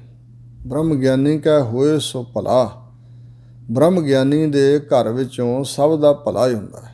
ਭਾਵ ਬ੍ਰਹਮ ਗਿਆਨੀ ਦੁਆਰਾ ਜੋ ਕੁਝ ਹੁੰਦਾ ਹੈ ਉਹ ਭਲਾ ਹੀ ਹੈ। ਇਸੇ ਪ੍ਰਕਾਰ ਬ੍ਰਹਮ ਗਿਆਨੀ ਦੇ ਅੰਦਰ ਇਹ ਅਵਸਥਾ ਕਿ ਜੋ ਕੁਛ ਪ੍ਰਮਾਤਮਾ ਵੱਲੋਂ ਹੁੰਦਾ ਉਹ ਭਲਾ ਹੀ ਭਲਾ ਹੈ। ਰਜਾ ਨੂੰ ਭਲਾ ਕਰਕੇ ਮੰਨਦਾ। ਬ੍ਰਹਮ ਗਿਆਨੀ ਸੁਫਲ ਫਲਾ। ਬ੍ਰਹਮ ਗਿਆਨੀ ਸ੍ਰੇਸ਼ਟ ਫਲਾਂ ਦੇ ਨਾਲ ਫਲਿਆ ਹੋਇਆ। ਸ੍ਰੇਸ਼ਟ ਫਲ ਹਨ ਨਾਮ ਦਾ, ਗਿਆਨ ਦਾ, ਬੈਰਾਗ ਦਾ। ਸੋ ਆਦਿਕ ਜਿਹੜੇ ਫਲ ਹਨ, ਇਹਨਾਂ ਸ੍ਰੇਸ਼ਟ ਫਲਾਂ ਦੇ ਨਾਲ ਉਹ ਫਲਿਆ ਹੋਇਆ। ਬ੍ਰਹਮ ਗਿਆਨੀ ਸੰਗ ਸਗਲ ਉਧਾਰ। ਬ੍ਰਹਮ ਗਿਆਨੀ ਦੇ ਸੰਗ ਸਾਥ ਰਹਿ ਕੇ ਸਭ ਦਾ ਉਧਾਰ ਹੁੰਦਾ ਹੈ, ਜਿਹੜੇ ਵੀ ਉਹਦੀ ਸੰਗਤ ਕਰਦੇ ਨੇ। ਕਿਉਂਕਿ ਆਵੈ ਸਭ ਚਿਤਿਆਰੇ ਤੇਰੀਆਂ ਭਗਤਾਂ ਡਿਠਿਆ, ਤੇਰੇ ਭਗਤਾਂ ਦੇ ਦਰਸ਼ਨ ਕੀਤਿਆਂ ਸਾਹਿਬ ਅਕਾਲ ਪੁਰਖ ਜੀ ਤੁਸੀਂ ਚੇਤੇ ਆਉਂਦੇ ਹੋ। ਬ੍ਰਹਮ ਗਿਆਨੀ ਸੰਗ ਸਗਲ ਉਧਾਰ, ਨਾਨਕ ਬ੍ਰਹਮ ਗਿਆਨੀ ਜਪੈ ਸਗਲ ਸੰਸਾਰ। ਕਬੀਰ ਜੀ ਨੇ ਤਾਂ ਇੱਥੋਂ ਤੱਕ ਕਿਹਾ ਕਿ ਜਿਹੜੇ ਵੈਸ਼ਨੂੰ ਭਾਵ ਮਹਾਤਮਾ ਹਨ, ਉਹਨਾਂ ਦੇ ਕੋਲ ਤਾਂ ਬੈਠੀ ਕੁੱਤੀ ਵੀ ਭਾਗਾਂ ਵਾਲੀ ਹੈ। ਸੋ ਇਸ ਪ੍ਰਕਾਰ ਉਹਨਾਂ ਦਾ ਇਹ ਵੀ ਕਿਹਾ ਵੀ ਪਵਿੱਤਰ ਹੋਏਗੋ ਗ੍ਰਾਮ। ਜਿਹੜਾ ਵਾਹਿਗੁਰੂ ਦਾ ਨਾਮ ਜਪਦਾ, ਦੇਹੀ ਕਿਸ ਕੀ ਬਾਪੁਰੀ ਪਵਿੱਤਰ ਹੋਏਗੋ ਗ੍ਰਾਮ। ਜਿੱਥੇ ਉਹਨੇ ਬੰਦਗੀ ਕੀਤੀ ਆ, ਉਹ ਗ੍ਰਾਮ ਨਗਰ ਦੇ ਲੋਕ ਪਵਿੱਤਰ ਹੋ ਜਾਣਗੇ। ਸੋ ਇਸ ਪ੍ਰਕਾਰ ਨਾਨਕ ਬ੍ਰਹਮ ਗਿਆਨੀ ਜਪੈ ਸਗਲ ਸੰਸਾਰ। ਹਜ਼ੂਰ ਫਰਮਾਉਂਦੇ ਨੇ ਕਿ ਬ੍ਰਹਮ ਗਿਆਨੀ ਨੂੰ ਸਾਰਾ ਸੰਸਾਰ ਜਪਦਾ ਹੈ, ਭਾਵ ਚੇਤੇ ਕਰਦਾ ਹੈ, ਯਾਦ ਕਰਦਾ ਹੈ। ਬ੍ਰਹਮ ਗਿਆਨੀਆਂ ਦੀ ਯਾਦ ਲੋਕਾਂ ਦੇ ਹਿਰਦਿਆਂ 'ਚ ਵਸੀ ਹੋਈ ਹੈ। ਜਿਹੜੇ ਇਸ ਦੁਨੀਆ ਤੋਂ ਜਾ ਚੁੱਕੇ ਨੇ ਬ੍ਰਹਮ ਗਿਆਨੀ, ਅੱਖਾਂ ਸਾਹਮਣੇ ਨਹੀਂ, ਉਹਨਾਂ ਨੂੰ ਲੋਕ ਯਾਦ ਕਰਦੇ ਨੇ। ਸੋ ਇਸ ਪ੍ਰਕਾਰ ਬ੍ਰਹਮ ਗਿਆਨੀ ਕਾ ਇੱਕ ਹੈ ਰੰਗ। ਬ੍ਰਹਮ ਗਿਆਨੀ ਦੇ ਹਿਰਦੇ ਅੰਦਰ ਇੱਕ ਪਰਮੇਸ਼ਰ ਦਾ ਹੀ ਰੰਗ ਹੈ। ਰੰਗ ਨਾਮ ਆਨੰਦ ਦਾ, ਰੰਗ ਨਾਮ ਪ੍ਰੇਮ ਦਾ। ਜਿਸ ਨੂੰ ਇੱਕੋ ਰੰਗ ਭਗਤ ਸੋ ਜਾਣੋ। ਸੰਸਾਰੀਆਂ ਨੂੰ ਮਾਇਆ ਦਾ ਰੰਗ ਹੈ, ਵਿਕਾਰਾਂ ਦਾ ਰੰਗ ਹੈ, ਮੋਹ ਦਾ ਰੰਗ ਹੈ, ਕ੍ਰੋਧ ਦਾ ਰੰਗ, ਕਈ ਤਰ੍ਹਾਂ ਦੇ ਰੰਗ ਚਮੜੇ ਹੋਏ ਨੇ। ਪਰ ਬ੍ਰਹਮ ਗਿਆਨੀ ਦੇ ਅੰਦਰ ਇੱਕ ਪਰਮੇਸ਼ਰ ਦਾ ਹੀ ਰੰਗ ਹੈ, ਪ੍ਰੇਮ ਹੈ। ਬ੍ਰਹਮ ਗਿਆਨੀ ਕਾ ਬਸੈ ਪ੍ਰਭ ਸੰਗ। ਬ੍ਰਹਮ ਗਿਆਨੀ ਵਿਅਕਤੀ ਦੇ ਨਾਲ ਅੰਗ ਸੰਗ ਪਰਮਾਤਮਾ ਵਸਦਾ। ਸਵਾਲ ਖੜਾ ਹੁੰਦਾ ਕਿ ਦੂਜਿਆਂ ਦੇ ਨਾਲ ਨਹੀਂ, ਨਾਲੇ ਤਾਂ ਕਹਿੰਦੇ ਸਾਰਿਆਂ 'ਚ ਵਸਦਾ, ਸਭਨਾਂ ਵਿੱਚ ਵਸਦਾ ਪਰਮਾਤਮਾ। ਇੱਕ ਨਾ ਪ੍ਰਭ ਦੂਰ ਵਸੈ, ਇੱਕ ਨਾ ਮਨ ਆਧਾਰੋ ਰਾਮ। ਇਹ ਵੀ ਹਜ਼ੂਰ ਨੇ ਕਿਹਾ ਨਾ, ਜਿਨ੍ਹਾਂ ਨੇ ਪਰਮਾਤਮਾ ਨੂੰ ਦੂਰ ਜਾਣਿਆ ਉਹਨਾਂ ਵਾਸਤੇ ਦੂਰ ਹੈ। ਜਿਹਨਾਂ ਬੰਦਗੀ ਕਰਕੇ ਵਾਹਿਗੁਰੂ ਦੇ ਚਰਨਾਂ 'ਚ ਆਪਾ ਲੀਨ ਕੀਤਾ, ਉਹਨਾਂ ਦੇ ਬਿਲਕੁਲ ਅੰਗ ਸੰਗ ਹੈ। ਸੰਗ ਸਹਾਈ ਜੈ ਹਉ ਜਾਈ। ਵਸਦਾ ਤਾਂ ਹਰ ਥਾਂ ਹੀ ਹੈ ਪਰਮਾਤਮਾ, ਇੱਕ ਇਹਨਾਂ ਨੇ ਮਨ ਵਿੱਚੋਂ ਭੁਲਾਇਆ ਹੋਇਆ, ਇਸ ਕਰਕੇ ਦੂਰ ਹੈ। ਅਤੇ ਬ੍ਰਹਮ ਗਿਆਨੀ ਦੇ ਮਨ ਵਿੱਚ ਯਾਦ ਆ ਵਾਹਿਗੁਰੂ ਦੀ ਦਿਨੇ ਰਾਤ, ਹੋਰ ਦੂਜੀ ਗੱਲ ਹੀ ਕੋਈ ਨਹੀਂ। ਇਸ ਕਰਕੇ ਉਹਦੇ ਸੰਗ ਵਸਦਾ ਪਰਮਾਤਮਾ। ਬ੍ਰਹਮ ਗਿਆਨੀ ਕਾ ਨਾਮ ਆਧਾਰ। ਬ੍ਰਹਮ ਗਿਆਨੀ ਦਾ ਤਾਈਂ ਆਧਾਰ ਆਸਰਾ ਕੇਵਲ ਵਾਹਿਗੁਰੂ ਦੇ ਨਾਮ ਦਾ ਹੈ। ਮੈਂ ਅੰਧਲੇ ਕੀ ਟੇਕ ਤੇਰਾ ਨਾਮ ਖੁੰਦਕਾਰਾ। ਮੈਂ ਗਰੀਬ ਮੈਂ ਮਸਕੀਨ ਤੇਰਾ ਨਾਮ ਹੈ ਆਧਾਰਾ। ਨਾਮਦੇਵ ਜੀ ਨੇ ਕਿਹਾ ਸਾਚਾ ਨਾਮ ਮੇਰਾ ਆਧਾਰੋ। ਬ੍ਰਹਮ ਗਿਆਨੀ ਕਾ ਨਾਮ ਪਰਿਵਾਰ। ਬ੍ਰਹਮ ਗਿਆਨੀ ਵਿਅਕਤੀ ਵਾਸਤੇ ਨਾਮ ਹੀ ਉਸ ਦਾ ਪਰਿਵਾਰ ਹੈ। ਭਾਵ ਉਹਦੀ ਪਰਿਵਾਰ ਦੇ ਨਾਲ ਕੋਈ ਖਿੱਚ ਨਹੀਂ, ਲਗਾਓ ਨਹੀਂ, ਮੋਹ ਨਹੀਂ ਹੈ। ਨਾਮ ਦੇ ਵਿੱਚੋਂ ਸ਼ੁਭ ਗੁਣ ਸਾਰੇ ਪੈਦਾ ਹੋਏ ਨੇ, ਇਹ ਉਹਦਾ ਪਰਿਵਾਰ ਹੈ। ਬ੍ਰਹਮ ਗਿਆਨੀ ਸਦਾ ਸਦ ਜਾਗਤ। ਬ੍ਰਹਮ ਗਿਆਨੀ ਵਿਅਕਤੀ ਸਦਾ ਸਦਾ ਲਈ, ਹਮੇਸ਼ਾ ਹਮੇਸ਼ਾ ਲਈ, ਦਿਨੇ ਰਾਤ ਸਦੀਵੀ ਕਾਲ ਜਾਗਦਾ ਹੈ। ਕਿਉਂਕਿ ਕਿਆ ਸਵਣਾ ਕਿਆ ਜਾਗਣਾ ਗੁਰਮੁਖ ਤੇ ਪ੍ਰਵਾਨ। ਜਿਨ੍ਹਾਂ ਸਾਸ ਗਰਾਸ ਨਾ ਵਿਸਰੈ ਤੇ ਪੂਰੇ ਪੁਰਖ ਪ੍ਰਦਾਨ। ਮਾਇਆ ਦੇ ਹੱਲਿਆਂ ਵੱਲੋਂ ਸੁਚੇਤ ਹੈ ਦਿਨੇ ਰਾਤ। ਕਿਸੇ ਨੇ ਪੁੱਛਿਆ ਸੀ ਕਿ ਬ੍ਰਹਮ ਗਿਆਨੀ ਜਿਹੜੇ ਨੇ ਉਹ ਸੁੱਤੇ ਪਏ ਜਦੋਂ ਹੁੰਦੇ ਨੇ, ਉਦੋਂ ਤਾਂ ਉਹ ਆਮ ਸੰਸਾਰੀਆਂ ਵਾਂਗ ਹੀ ਹੋਣਗੇ, ਅਗਿਆਨ ਹੋਏਗਾ ਅੰਦਰ। ਤਾਂ ਦੱਸਿਆ ਸੀ ਮਹਾਂਪੁਰਸ਼ਾਂ ਦਾਨਿਆਂ ਨੇ ਭਈ ਉਹ ਸਤੋਗੁਣ ਅਵਸਥਾ ਵਿੱਚ ਹੁੰਦੇ ਨੇ, ਉਹਨਾਂ ਦੇ ਉੱਪਰ ਪ੍ਰਭਾਵ ਨਹੀਂ ਹੈ ਕਿਸੇ ਚੀਜ਼ ਦਾ, ਮਾਇਆ ਦਾ। ਉਦੋਂ ਵੀ ਜਾਗਰਤ ਅਵਸਥਾ ਵਿੱਚ ਹੀ ਨੇ। ਸੋ ਇਸ ਪ੍ਰਕਾਰ ਸੁੱਤਿਆਂ ਪਿਆਂ ਵੀ ਵਾਹਿਗੁਰੂ ਦੇ ਵਿੱਚ ਹੀ ਚਿੱਤ ਲੀਨ ਹੁੰਦਾ ਉਹਨਾਂ ਦਾ। ਇਸ ਪ੍ਰਕਾਰ ਬ੍ਰਹਮ ਗਿਆਨੀ ਸਦਾ ਸਾਗਤ ਜਾਗਤ ਸਦੀਵੀ ਕਾਲ ਜਾਗਦਾ ਹੈ, ਮਾਇਆ ਦੇ ਪ੍ਰਭਾਵ ਤੋਂ ਰਹਿਤ ਹੈ। ਦੁਨੀਆ ਸੁੱਤੀ ਪਈ, ਜਾਗਦੇ ਹੀ ਪ੍ਰਤੱਖ ਨੇਤਰ ਖੁੱਲ੍ਹੇ ਹੋਏ, ਫਿਰ ਵੀ ਅਸੀਂ ਸੁੱਤੇ ਪਏ। ਮਾਇਆ ਵਿੱਚ ਸੁੱਤੇ ਕਈ ਲੋਈ, ਸੋ ਜਾਗਿਆ ਜਾਗਾਵੈ ਸੋਈ। ਬ੍ਰਹਮ ਗਿਆਨੀ ਇੰਜ ਸੌਂਦਾ ਨਹੀਂ, ਸਦਾ ਸਦਾ ਵਾਸਤੇ ਜਾਗਦਾ। ਬ੍ਰਹਮ ਗਿਆਨੀ ਅਹੰ ਬੁੱਧ ਤਿਆਗਤ। ਬ੍ਰਹਮ ਗਿਆਨੀ ਹੰਗਤਾ ਵਾਲੀ ਬੁੱਧ ਨੂੰ ਤਿਆਗਦਾ ਹੈ। ਜਿਹੜੀ ਅਹੰ ਬਿਰਤੀ ਹੈ ਨਾ, ਹੰਗਤਾ, ਅਤੇ ਹੰਗਤਾ ਬੁੱਧੀ ਦੇ ਵਿੱਚ ਵਸੀ ਹੋਈ ਹੈ। ਜਿਹੜੀ ਹੰਗਤਾ ਵਾਲੀ ਬੁੱਧੀ ਹੈ, ਇਹ ਦੋਸ਼ ਕਰਾਉਂਦੀ ਹੈ ਮਨੁੱਖ ਦੇ ਕੋਲ, ਪਾਪ ਕਰਾਉਂਦੀ ਹੈ। ਉਸਨੇ ਹੰਗਤਾ ਵਾਲੀ ਬੁੱਧੀ ਨੂੰ ਤਿਆਗਿਆ ਹੋਇਆ। ਇਸ ਕਰਕੇ ਉਹ ਸੁਤੇ ਸਦ ਜੋ ਹੁੰਦਾ ਕਹਿੰਦਾ ਵਾਹਿਗੁਰੂ ਨੇ ਕਰਵਾਇਆ, ਬੁਰਾ ਤਾਂ ਉਹ ਤੋਂ ਹੁੰਦਾ ਹੀ ਨਹੀਂ, ਪਰ ਚੰਗਾ ਵੀ ਜੋ ਹੋ ਰਿਹਾ ਉਹ ਇੰਝ ਹੀ ਇਸ ਅਵਸਥਾ ਵਿੱਚ ਹੈ ਕਿ ਪ੍ਰਮਾਤਮਾ ਹੀ ਕਰ ਕਰਾ ਰਿਹਾ ਹੈ। ਬ੍ਰਹਮ ਗਿਆਨੀ ਕਾ ਮਨ ਪਰਮਾਨੰਦ, ਬ੍ਰਹਮ ਗਿਆਨੀ ਦੇ ਮਨ ਅੰਦਰ ਜਿਹੜਾ ਪਰਮ ਆਨੰਦ ਸਰੂਪ ਵਾਹਿਗੁਰੂ ਹੈ ਉਹ ਵਸਿਆ ਹੋਇਆ। ਬ੍ਰਹਮ ਗਿਆਨੀ ਕਾ ਘਰ ਸਦਾ ਆਨੰਦ, ਬ੍ਰਹਮ ਗਿਆਨੀ ਦੇ ਘਰ ਹਿਰਦੇ ਦੇ ਅੰਦਰ ਸਦਾ ਸਦਾ ਵਾਸਤੇ ਆਨੰਦ ਆ, ਕਿਉਂਕਿ ਪਰਮ ਆਨੰਦ ਸਰੂਪ ਪਰਮਾਤਮਾ ਮਨ 'ਚ ਵਸਿਆ ਹੋਇਆ।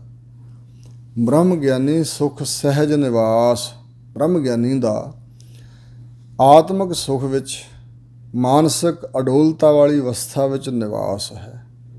ਨਾਨਕ ਬ੍ਰਹਮ ਗਿਆਨੀ ਕਾ ਨਹੀਂ ਵਿਨਾਸ਼। ਹੁਣ ਫਿਰ ਸਤਿਗੁਰੂ ਕਹਿ ਰਹੇ ਗੁਰੂ ਅਰਜਨ ਦੇਵ ਜੀ ਕਿ ਬ੍ਰਹਮ ਗਿਆਨੀ ਦਾ ਕਦੇ ਵੀ ਵਿਨਾਸ਼ ਨਹੀਂ ਹੁੰਦਾ। ਵਿਨਾਸ਼ ਹੋਣਾ ਮਾਇਆ 'ਚ ਖਚਤ ਹੋ ਕੇ ਖਪ ਜਾਣਾ, ਮਰ ਜਾਣਾ, ਤੇ ਬ੍ਰਹਮ ਗਿਆਨੀ ਦਾ ਕਦੇ ਵਿਨਾਸ਼ ਹੁੰਦਾ ਹੀ ਨਹੀਂ। ਜੋ ਪ੍ਰਮਾਤਮਾ ਸਥਿਰ ਹੈ ਵਿਆਪਕ ਸਰੂਪ, ਉਹਦੇ ਵਿੱਚ ਹੀ ਲੀਨ ਹੁੰਦੇ ਨੇ ਬ੍ਰਹਮ ਗਿਆਨੀ। ਬ੍ਰਹਮ ਗਿਆਨੀ ਬ੍ਰਹਮ ਕਾ ਬੇਤਾ, ਬ੍ਰਹਮ ਗਿਆਨੀ ਬ੍ਰਹਮ ਦਾ ਬੇਤਾ ਜਾਣਨ ਵਾਲਾ ਹੈ, ਤਾਂ ਉਸ ਨੂੰ ਬ੍ਰਹਮ ਗਿਆਨੀ ਕਿਹਾ ਜਾਂਦਾ। ਬ੍ਰਹਮ ਗਿਆਨੀ ਏਕ ਸੰਗ ਹੇਤਾ, ਜੋ ਬ੍ਰਹਮ ਗਿਆਨੀ ਵਿਅਕਤੀ ਇੱਕ ਪ੍ਰਮਾਤਮਾ ਸੰਗ ਸਾਥ ਹੇਤਾ ਲਗਾਓ ਕਰਨ ਵਾਲਾ, ਪਿਆਰ ਕਰਨ ਵਾਲਾ, ਇੱਕ ਦੇ ਨਾਲ ਹਿੱਤ ਕਰਨ ਵਾਲਾ ਹੈ, ਉਹਦਾ ਹੇਤ, ਉਹਦਾ ਲਗਾਵ, ਉਹਦਾ ਪ੍ਰੇਮ ਇੱਕ ਦੇ ਨਾਲ। ਬ੍ਰਹਮ ਗਿਆਨੀ ਕਾ ਹੋਏ ਚਿੰਤ, ਬ੍ਰਹਮ ਗਿਆਨੀ ਦੇ ਹਿਰਦੇ ਅੰਦਰ ਅਚਿੰਤ ਅਵਸਥਾ ਹੁੰਦੀ ਹੈ।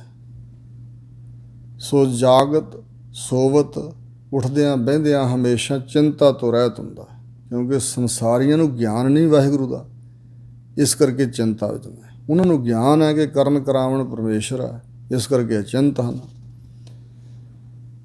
ਸੋ ਇਉਂ ਗੁਰਮੁਖ ਪਿਆਰੇ ਚਿੰਤਾ ਤੋਂ ਰਹਿਤ ਹਨ। ਨਾਨਕ ਚਿੰਤਾ ਮਤ ਕਰੋ ਚਿੰਤਾ ਤਿਸ ਹੀ ਹੈ, ਇਹ ਬਚਨ ਉਹਨਾਂ ਪੱਲੇ ਬੱਧਾ ਹੋਇਆ।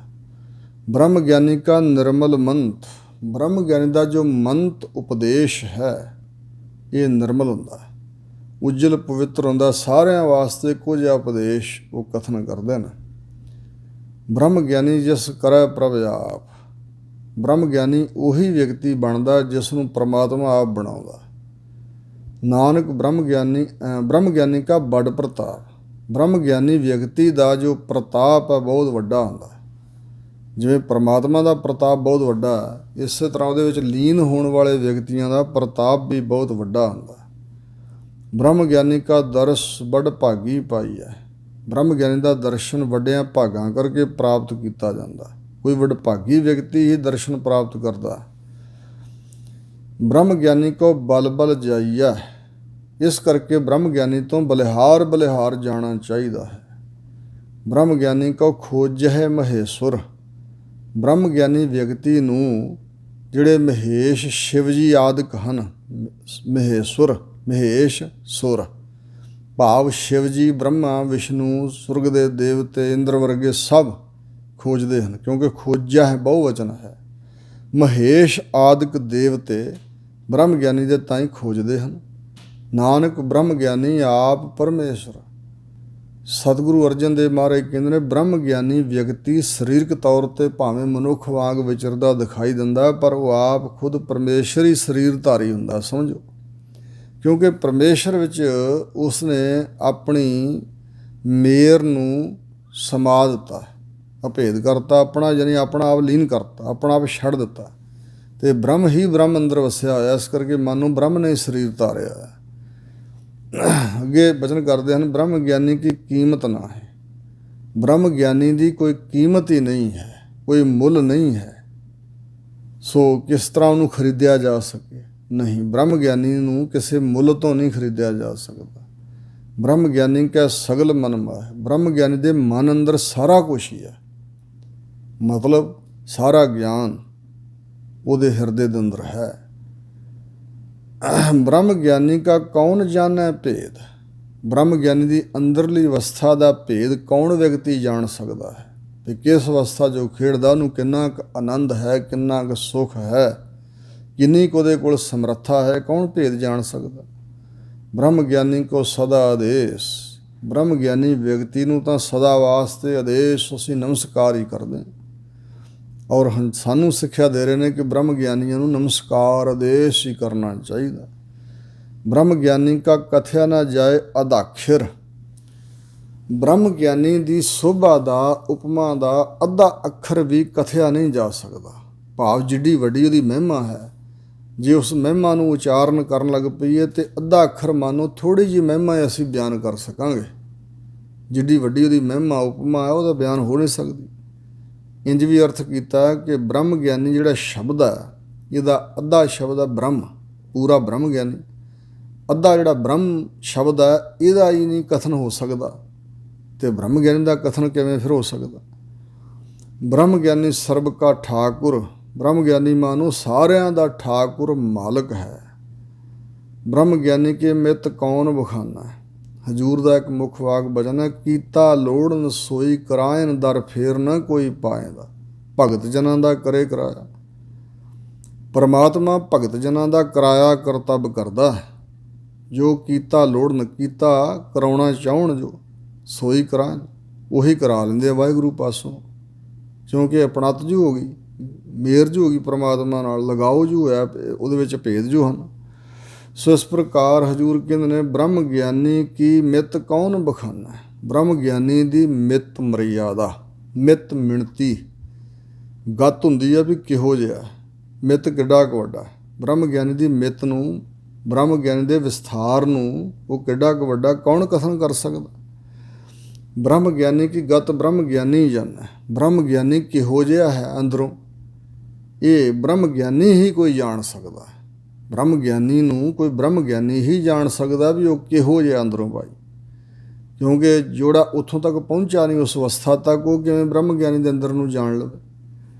ਬ੍ਰਹਮ ਗਿਆਨੀ ਕਾ ਅੰਤ ਨਾ ਪਾਰ, ਬ੍ਰਹਮ ਗਿਆਨੀ ਦੇ ਗੁਣਾਂ ਦਾ ਕੋਈ ਅੰਤ ਨਹੀਂ ਹੈ। ਬ੍ਰਹਮ ਗਿਆਨੀ ਦੀਆਂ ਬਰਕਤਾਂ ਦਾ ਕੋਈ ਪਾਰਾਵਾਰ ਨਹੀਂ। ਨਾ ਬ੍ਰਹਮ ਗਿਆਨੀ ਦੇ ਗੁਣਾਂ ਦਾ, ਨਾ ਉਹਦੀ ਅੰਦਰਲੀ ਅਵਸਥਾ ਦਾ, ਨਾ ਉਹਦੀਆਂ ਸ਼ਕਤੀਆਂ ਦਾ, ਤਾਕਤਾਂ ਦਾ ਕੋਈ ਅੰਤ ਹੈ, ਨਾ ਪਾਰਾਵਾਰ ਹੈ। ਨਾਨਕ ਬ੍ਰਹਮ ਗਿਆਨੀ ਕੋ ਸਦਾ ਨਮਸਕਾਰ। ਹਜੂਰ ਸਤਿਗੁਰੂ ਅਰਜਨ ਦੇਵ ਗੁਰਦੇਵ ਪਾਤਸ਼ਾਹ ਜੀ ਬਚਨ ਫਰਮਾਉਂਦੇ ਨੇ ਕਿ ਬ੍ਰਹਮ ਗਿਆਨੀ ਨੂੰ ਸਦਾ ਸਦਾ ਵਾਸਤੇ ਨਮਸਕਾਰ ਕਰਿਆ ਕਰੋ, ਭਾਵ ਸਤਿਕਾਰ ਕਰਨਾ ਚਾਹੀਦਾ, ਸਦਾ ਵਾਸਤੇ ਸੀਸ ਝੁਕਾਉਣਾ ਚਾਹੀਦਾ, ਉਹਨਾਂ ਦੀ ਕਮਾਈ ਅੱਗੇ। ਬ੍ਰਹਮ ਗਿਆਨੀ ਸਭ ਸ੍ਰਿਸ਼ਟ ਕਾ ਕਰਤਾ। ਬ੍ਰਹਮ ਗਿਆਨੀ ਉਸ ਅਵਸਥਾ ਵਿੱਚ ਹੈ ਕਿ ਮਾਨੋ ਸਾਰੀ ਸ੍ਰਿਸ਼ਟੀ ਦਾ ਕਰਤਾ ਬਣ ਚੁੱਕਾ ਹੈ। ਪਰਮਾਤਮਾ ਸਾਰੀ ਸ੍ਰਿਸ਼ਟੀ ਦਾ ਕਰਤਾ ਨਾ, ਅਤੇ ਬ੍ਰਹਮ ਗਿਆਨੀ ਉਹਦੇ ਵਿੱਚ ਅਭੇਦ ਹੋ ਚੁੱਕਾ, ਇਸ ਕਰਕੇ ਮਾਨੋ ਬ੍ਰਹਮ ਹੀ ਹੈ। ਬ੍ਰਹਮ ਗਿਆਨੀ ਸਦ ਜੀਵ ਹੈ ਨਹੀਂ ਮਰਤਾ। ਜਿਵੇਂ ਪਰਮਾਤਮਾ ਸਦਾ ਵਾਸਤੇ ਜਿਉਂਦਾ, ਕਦੇ ਮਰਦਾ ਨਹੀਂ, ਇਸੇ ਤਰ੍ਹਾਂ ਬ੍ਰਹਮ ਗਿਆਨੀ ਵੀ ਸਦਾ ਹੀ ਜਿਉਂਦਾ ਹੈ, ਆਤਮਿਕ ਜੀਵਨ ਹੈ, ਉਹ ਮਰਦਾ ਨਹੀਂ ਹੈ। ਬ੍ਰਹਮ ਗਿਆਨੀ ਮੁਕਤ ਜੁਗਤ ਜੀ ਕਾ ਦਾਤਾ। ਬ੍ਰਹਮ ਗਿਆਨੀ ਮੁਕਤੀ ਅਤੇ ਜੀਵਨ ਦੀ ਜੁਗਤੀ ਅਥਵਾ ਮੁਕਤੀ ਦੀ ਜੁਗਤੀ, ਕਿਸ ਤਰ੍ਹਾਂ ਮੁਕਤੀ ਪ੍ਰਾਪਤ ਕਰਨੀ, ਆਜ਼ਾਦੀ ਦੀ ਜੁਗਤੀ ਦਾ, ਅਤੇ ਜੀ ਕਾ ਦਾਤਾ, ਜਿੰਦ ਦਾ ਦਾਤਾ। ਜਾਂ ਇੰਝ ਕਹਿ ਲਓ ਭਈ ਜਿੰਦ ਨੂੰ ਮੁਕਤ ਕਰਨ ਵਾਲੀ ਜਿਹੜੀ ਜੁਗਤੀ ਹੈ, ਇਸ ਦਾ ਦਾਤਾ ਹੈ, ਆਤਮਦਾਨ ਦੇਣ ਵਾਲਾ। ਬ੍ਰਹਮ ਗਿਆਨੀ ਪੂਰਨ ਪੁਰਖ ਵਿਧਾਤਾ। ਬ੍ਰਹਮ ਗਿਆਨੀ ਪੂਰਨ ਹੈ, ਪੁਰਖ ਵਿਆਪਕ ਹੈ, ਪੂਰਨ ਗੁਣਾ ਕਰਕੇ ਪੁਰਖ ਵਿਆਪਕ ਹੈ। ਵਿਧਾਤਾ ਕਰਮਾਂ ਅਨੁਸਾਰ ਫਲ ਦੇਣ ਵਾਲਾ ਜਾਂ ਲੇਖ ਲਿਖਣ ਵਾਲਾ ਜੋ ਪਰਮੇਸ਼ਰ ਹੈ, ਉਹਦਾ ਸਰੂਪ ਹੈ ਬ੍ਰਹਮ ਗਿਆਨੀ। ਬ੍ਰਹਮ ਗਿਆਨੀ ਅਨਾਥ ਕਾ ਨਾਥ। ਜਿਨ੍ਹਾਂ ਦਾ ਕੋਈ ਮਾਲਕ ਨਾ, ਨਖਸਮੇ ਹੋਣ, ਉਹਨਾਂ ਅਨਾਥਾਂ ਦਾ ਵੀ ਉਹ ਨਾਥ ਹੈ। ਬ੍ਰਹਮ ਗਿਆਨੀ ਕਾ ਸਭ ਉੱਪਰ ਹਾਥ। ਬ੍ਰਹਮ ਗਿਆਨੀ ਦਾ ਕਿਰਪਾ ਰੂਪੀ ਹੱਥ ਸਭ ਦੇ ਉੱਪਰ ਹੁੰਦਾ।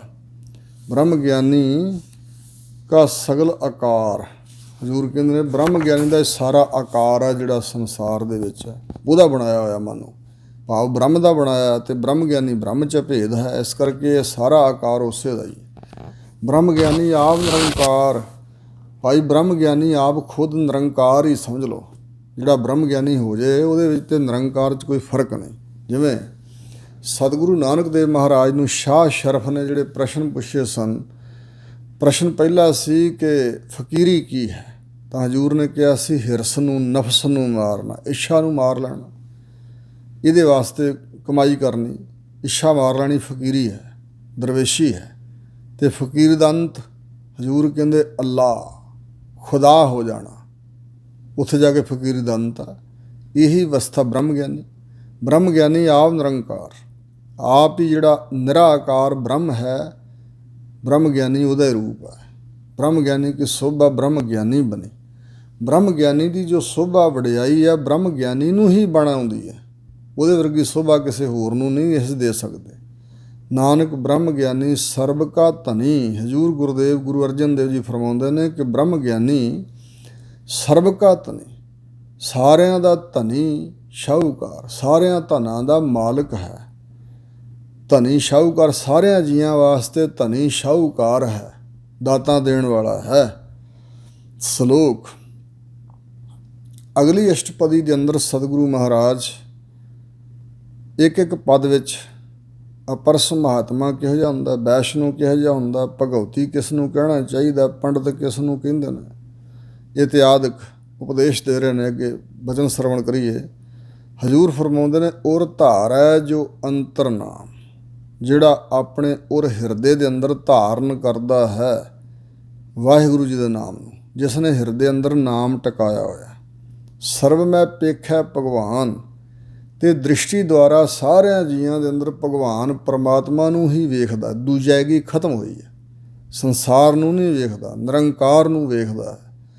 ਨਿਮਖ ਨਿਮਖ ਠਾਕੁਰ ਨਮਸਕਾਰੈ। ਨਿਮਖ ਨਿਮਖ ਅੱਖ ਝਮਕਣ ਦਾ ਸਮਾਂ, ਨਿਮਖ ਇਹ ਇੱਕ ਇੱਕ ਅੱਖ ਝਮਕਣ ਦੇ ਸਮੇਂ ਵਿੱਚ ਪਰਮਾਤਮਾ ਨੂੰ ਅੰਦਰੋਂ ਉਹ ਨਮਸਕਾਰ ਕਰਦਾ ਹੈ। ਨਾਨਕ ਉਹ ਅਪਰਸ ਸਗਲ ਨਿਸਤਾਰ ਹੈ। ਹਜ਼ੂਰ ਗੁਰਦੇਵ ਫਰਮਾਉਂਦੇ ਨੇ ਕਿ ਉਹ ਵਿਅਕਤੀ ਅਪਰਸ ਅਛੋਹ ਹੈ। ਹਿੰਦੁਸਤਾਨ ਦੇ ਅੰਦਰ ਕੁਝ ਲੋਕ ਆਪਣੇ ਆਪ ਨੂੰ ਅਪਰਸ ਕਹਾਉਂਦੇ ਨੇ, ਅਛੋਹ ਵੀ ਅਸੀਂ ਕਿਸੇ ਨਾਲ ਛੂਹਣਾ ਨਹੀਂ, ਵੱਖਰੇ ਵੱਖਰੇ ਰਹਿਣਾ, ਨਿਰਲੇਪ ਜੇ ਵੀ ਅਸੀਂ ਕਿਸੇ ਨਾਲ ਛੂਹਦੇ ਨਹੀਂ। ਮਹਾਰਾਜ ਸੱਚੇ ਪਾਤਸ਼ਾਹ ਕਹਿੰਦੇ ਨਹੀਂ, ਉਹਨਾਂ ਬਾਰੇ ਸਾਰਿਆਂ ਬਾਰੇ ਨਹੀਂ ਸੀ ਕਹਿੰਦੇ। ਜਿਹਦੇ ਅੰਦਰ ਇਹ ਲੱਛਣ ਹੋਣ ਉਹ ਅਪਰਸ ਹੈ, ਅਛੋਹ ਹੈ, ਯਾਨੀ ਮਾਇਆ ਤੋਂ ਅਪਰਸ ਹੈ। ਸੰਸਾਰ ਮਾਇਆ ਹੈ ਅਤੇ ਇਹਦੇ ਤੋਂ ਅਪਰਸ ਹੈ, ਅਛੋਹ ਹੈ। ਉਹ ਸਗਲ ਸਾਰਿਆਂ ਨੂੰ ਨਿਸਤਾਰਾ ਤਾਰਦਾ ਹੈ ਦੁਨੀਆ ਤੋਂ, ਸਾਰਿਆਂ ਦਾ ਪਾਰ ਉਤਾਰਾ ਕਰਨ ਵਾਲਾ ਹੈ। ਅਸ਼ਟਪਦੀ। ਮਿਥਿਆ ਨਾ ਹੀ ਰਸਨਾ ਪਰਸ, ਜਿਸ ਦੀ ਰਸਨਾ ਜ਼ਬਾਨ ਨਾਲ ਝੂਠ ਨਹੀਂ ਛੂੰਹਦਾ ਹੈ, ਜਿਹੜਾ ਰਸਨਾ ਦੁਆਰਾ ਝੂਠ ਨੂੰ ਪਰਸਦਾ ਵੀ ਨਹੀਂ। ਮਨ ਮਹਿ ਪ੍ਰੀਤ ਨਿਰੰਜਨ ਦਰਸ, ਅਤੇ ਮਨ ਦੇ ਅੰਦਰ ਵਾਹਿਗੁਰੂ ਜੋ ਨਿਰੰਜਨ ਹੈ, ਮਾਇਆ ਦੀ ਕਾਲਖ ਤੋਂ ਪਰੇ ਸ਼ੁੱਧ ਸਰੂਪ, ਉਹਦੇ ਦਰਸ਼ਨਾਂ ਦੀ ਪ੍ਰੀਤ ਹੈ। ਪਰ ਤ੍ਰਿ ਰੂਪ ਨਾ ਪੇਖੈ ਨੇਤਰ, ਆਪਣੇ ਨੇਤਰਾਂ ਦੇ ਨਾਲ ਉਹ ਬਗਾਨੀ ਔਰਤ ਦੇ ਰੂਪ ਨੂੰ ਨਹੀਂ ਵੇਖਦਾ, ਭਾਵ ਮੈਲੀ ਨਜ਼ਰ ਨਾਲ ਨਹੀਂ ਤੱਕਦਾ ਹੈ। ਸਾਧ ਕੀ ਟਹਿਲ ਸੰਤ ਸੰਗ ਹੇਤ, ਭਲੇ ਪੁਰਸ਼ਾਂ ਦੀ ਟਹਿਲ ਸੇਵਾ ਕਮਾਉਂਦਾ ਹੈ। ਸੰਤ ਜਨਾਂ ਦੇ ਸੰਗ ਕਰਨ ਵਿੱਚ ਉਹਦਾ ਹਿੱਤ ਹੈ, ਸੰਤ ਜਨਾਂ ਦੀ ਸੰਗਤ ਵਿੱਚ ਉਹਦਾ ਹਿੱਤ ਹੈ, ਲਗਾਓ ਹੈ। ਕਰਨ ਨਾ ਸੁਣੈ ਕਾਹੂ ਕੀ ਨਿੰਦਾ, ਕਰਨ ਨਾਮ ਕੰਨਾਂ ਦਾ, ਆਪਣੇ ਕੰਨਾਂ ਦੁਆਰਾ ਕਿਸੇ ਦੀ ਵੀ ਨਿੰਦਾ ਨਹੀਂ ਸੁਣਦਾ ਹੈ, ਭਾਵ ਨਿੰਦਾ ਸੁਣਨ ਵਿੱਚ ਰੁਚੀ ਨਹੀਂ ਹੈ। ਮੁਖ ਤੋਂ ਦਾ ਕੀ ਨਿੰਦਾ ਕਰਨੀ, ਕੰਨਾਂ ਦੁਆਰਾ ਸੁਣਦਾ ਵੀ ਨਹੀਂ। ਸਭ ਤੇ ਜਾਣੈ ਆਪਸ ਕੋ ਮੰਦਾ, ਨਿਮਰਤਾ ਇੰਨੀ ਕਿ ਆਪਣੇ ਆਪ ਨੂੰ ਸਭਨਾਂ ਨਾਲੋਂ ਮੰਦਾ ਜਾਣਦਾ ਹੈ। ਮੰਦਾ ਜਾਣੈ ਆਪ ਕੌਰ ਭਲਾ ਸੰਸਾਰ, ਕਬੀਰ ਸਭ ਤੇ ਹਮ ਬੁਰੇ, ਹਮ ਤਜ ਭਲੋ ਸਭ ਕੋਏ, ਜਿਨ ਐਸਾ ਕਰ ਬੂਝਿਆ ਮੀਤ ਹਮਾਰਾ ਸੋਏ। ਗੁਰ ਪ੍ਰਸਾਦ ਵਿਖਿਆ ਪਰ ਹਰੈ, ਗੁਰੂ ਦੀ ਪ੍ਰਸਾਦ ਕਿਰਪਾ ਦੇ ਨਾਲ ਜਿਹੜੀ ਵਿਖਿਆ ਮਾਇਆ ਹੈ, ਵਿਸ਼ੇ ਵਿਕਾਰਾਂ ਰੂਪੀ ਮਾਇਆ ਸੰਸਾਰ 'ਤੇ ਚੰਬੜੀ ਪਸਰੀ ਹੋਈ ਹੈ ਨਾ, ਵਿਖ ਨਾਮ ਜ਼ਹਿਰ ਦਾ, ਇਹ ਜ਼ਹਿਰ ਰੂਪ ਮਾਇਆ ਨੂੰ ਪਰ ਹਰੈ, ਮਨ ਵਿੱਚੋਂ ਤਿਆਗ ਦਿੰਦਾ ਹੈ। ਮਨ ਕੀ ਵਾਸਨਾ ਮਨ 'ਤੇ ਟਰੈ, ਮਨ ਦੀ ਜਿਹੜੀ ਵਾਸ਼ਨਾ ਹੁੰਦੀ ਆ ਉਹ ਮਨ ਵਿੱਚੋਂ ਟਲ ਜਾਂਦੀ, ਮਨ ਤੋਂ ਪਰੇ ਹੋ ਜਾਂਦੀ ਹੈ। ਇੰਦਰੀ ਜਿੱਤ ਪੰਚ ਦੋਖ ਤੇ ਰਹਿਤ, ਇੰਦਰੀਆਂ ਨੂੰ, ਅੱਖਾਂ ਨੂੰ ਬੇਗਾਨਾ ਰੂਪ ਤੱਕਣ ਵੱਲੋਂ, ਕੰਨਾਂ ਨੂੰ ਨਿੰਦਿਆ ਚੁਗਲੀ ਸੰਸਾਰ ਦੀਆਂ ਗੱਲਾਂ ਸੁਣਨ ਵੱਲੋਂ, ਗੰਧਣ ਵੈਣ ਸੁਣਨ ਵੱਲੋਂ, ਜ਼ਬਾਨ ਨੂੰ ਝੂਠ ਬੋਲਣ ਵੱਲੋਂ, ਨਿੰਦਿਆ ਕਰਨ ਵੱਲੋਂ, ਨਾਸਾਂ ਨੂੰ ਦੁਰਗੰਧੀਆਂ ਸੁਗੰਧੀਆਂ ਵੱਲੋਂ, ਹੱਥਾਂ ਨੂੰ ਬੁਰੇ ਕਰਮਾਂ ਵੱਲੋਂ, ਪੈਰਾਂ ਨਾਲ ਕੁਸੰਗਤ ਜਾਣ ਵੱਲੋਂ ਪੈਰਾਂ ਨੂੰ ਰੋਕ ਲੈਂਦਾ। ਇਸ ਤਰ੍ਹਾਂ ਇੰਦਰੀਆਂ ਨੂੰ ਜਿੱਤਣ ਵਾਲਾ ਅਤੇ ਪੰਜ ਜਿਹੜੇ ਦੋਸ਼ ਨੇ, ਪੰਜ ਤਾਂ ਵਿਕਾਰ ਹਨ, ਕਾਮ ਕ੍ਰੋਧ ਮੋਹ ਅਹੰਕਾਰ, ਪੰਜ ਹੀ ਦੋਸ਼ ਹਨ, ਸ਼ਬਦ ਸਪਰਸ਼ ਰੂਪ ਰਸ ਗੰਧ, ਇਹ ਸਾਰੇ ਪੰਜਾਂ ਦੋਸ਼ਾਂ ਤੋਂ ਰਹਿਤ ਹੋ ਜਾਂਦਾ। ਨਾਨਕ ਕੋਟ ਮੱਧੇ ਕੋ ਐਸਾ ਅਪਰਸ, ਹਜ਼ੂਰ ਗੁਰੂ ਅਰਜਨ ਦੇਵ ਜੀ ਕਹਿੰਦੇ ਨੇ, ਭਾਈ ਸਿੱਖੋ, ਕਰੋੜਾਂ ਵਿੱਚੋਂ ਕੋਈ ਐਸਾ ਅਪਰਸ ਅਛੋਹ ਮਹਾਤਮਾ ਹੈ ਜਿਸ ਨੂੰ ਅਸੀਂ ਅਪਰਸ ਮੰਨਦੇ ਹਾਂ। ਕੋਟ ਮੱਧੇ, ਕੋਟ ਮੱਧੇ ਕੋਈ ਸੰਤ ਦਿਖਾਇਆ, ਨਾਨਕ ਤਨ ਕੈ ਸੰਗ ਤਰਾਇਆ। ਅਗਲੇ ਪਦ ਵਿੱਚ ਸਤਿਗੁਰੂ ਜੀ ਜਿਹੜਾ ਵੈਸ਼ਨੋ ਕਿਹੋ ਜਿਹਾ ਹੋਣਾ ਚਾਹੀਦਾ।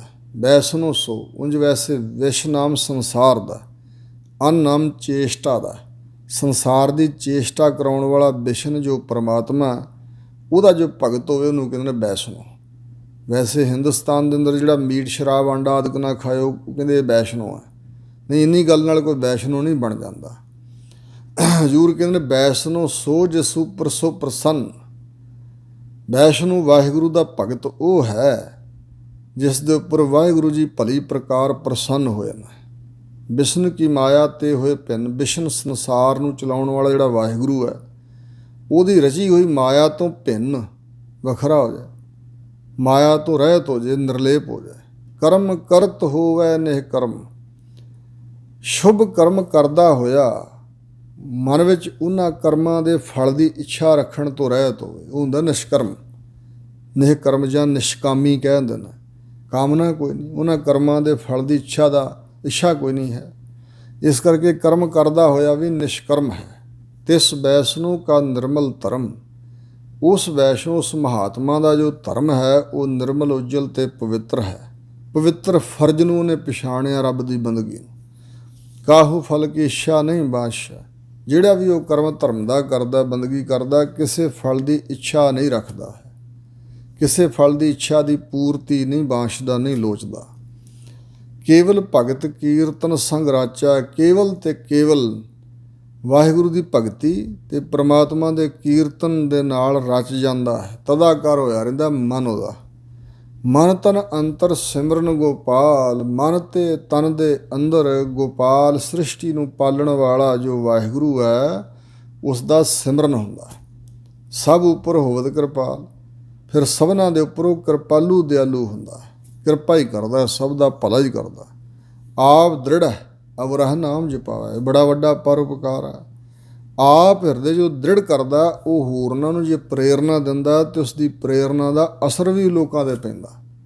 ਲੋਕ ਵੀ ਉਹਦੀ ਸੰਗਤ ਕਰਕੇ ਉਹਦੇ ਆਖੇ ਲਾ ਕੇ ਨਾਮ ਜਪਦੇ ਨੇ। ਇਹ ਬੜਾ ਵੱਡਾ ਪਰਉਪਕਾਰ ਹੈ, ਭਲਾ ਹੈ। ਆਪ ਦ੍ਰਿੜ ਕਰਦਾ ਹਿਰਦੇ ਅੰਦਰ ਪਰਮਾਤਮਾ ਦੇ ਨਾਮ ਨੂੰ ਤੇ ਹੋਰਨਾਂ ਨੂੰ ਨਾਮ ਜਪਾਉਂਦਾ ਹੈ। ਨਾਨਕ ਉਹ ਵੈਸ਼ਨੋ ਪਰਮਗਤ ਪਾਵੈ। ਹਜ਼ੂਰ ਕਹਿੰਦੇ ਐਸਾ ਜਿਹੜਾ ਵੈਸ਼ਨੋ ਹੈ ਨਾ, ਪਰਮੇਸ਼ਰ ਦਾ ਭਗਤ, ਤੋਂ ਪਰਮ ਗਤੀ, ਪਰਮ ਉਤਕ੍ਰਿਸ਼ਟ ਗਤ ਅਵਸਥਾ ਨੂੰ ਪ੍ਰਾਪਤ ਕਰ ਲੈਂਦਾ ਹੈ। ਹੁਣ ਸਤਿਗੁਰੂ ਮਹਾਰਾਜ ਅਗਲੇ ਪਦ ਵਿੱਚ ਭਗਉਤੀ ਕਿਹੋ ਜਿਹਾ ਹੋਣਾ ਚਾਹੀਦਾ। ਹਿੰਦੁਸਤਾਨ ਦੇ ਅੰਦਰ ਇੱਕ ਫਿਰਕਾ ਜਿਹੜੇ ਭਗਉਤੀਏ ਕਹਾਉਂਦੇ ਨੇ। ਹਜ਼ੂਰ ਕਹਿੰਦੇ ਸਾਡੀ ਦ੍ਰਿਸ਼ਟੀ 'ਚ ਭਗਉਤੀ ਕੌਣ ਹੈ? ਜਿਵੇਂ ਬਚਨਨ ਸੋ ਭਗਉਤੀ ਜੋ ਭਗਵੰਤ ਹੈ ਜਾਣਾ। ਅਸੀਂ ਤਾਂ ਉਹਨੂੰ ਭਗਉਤੀਆ ਮੰਨਦੇ ਹਾਂ ਜੋ ਭਗਵੰਤ ਪਰਮੇਸ਼ਰ ਨੂੰ ਜਾਣ ਲੈਂਦਾ।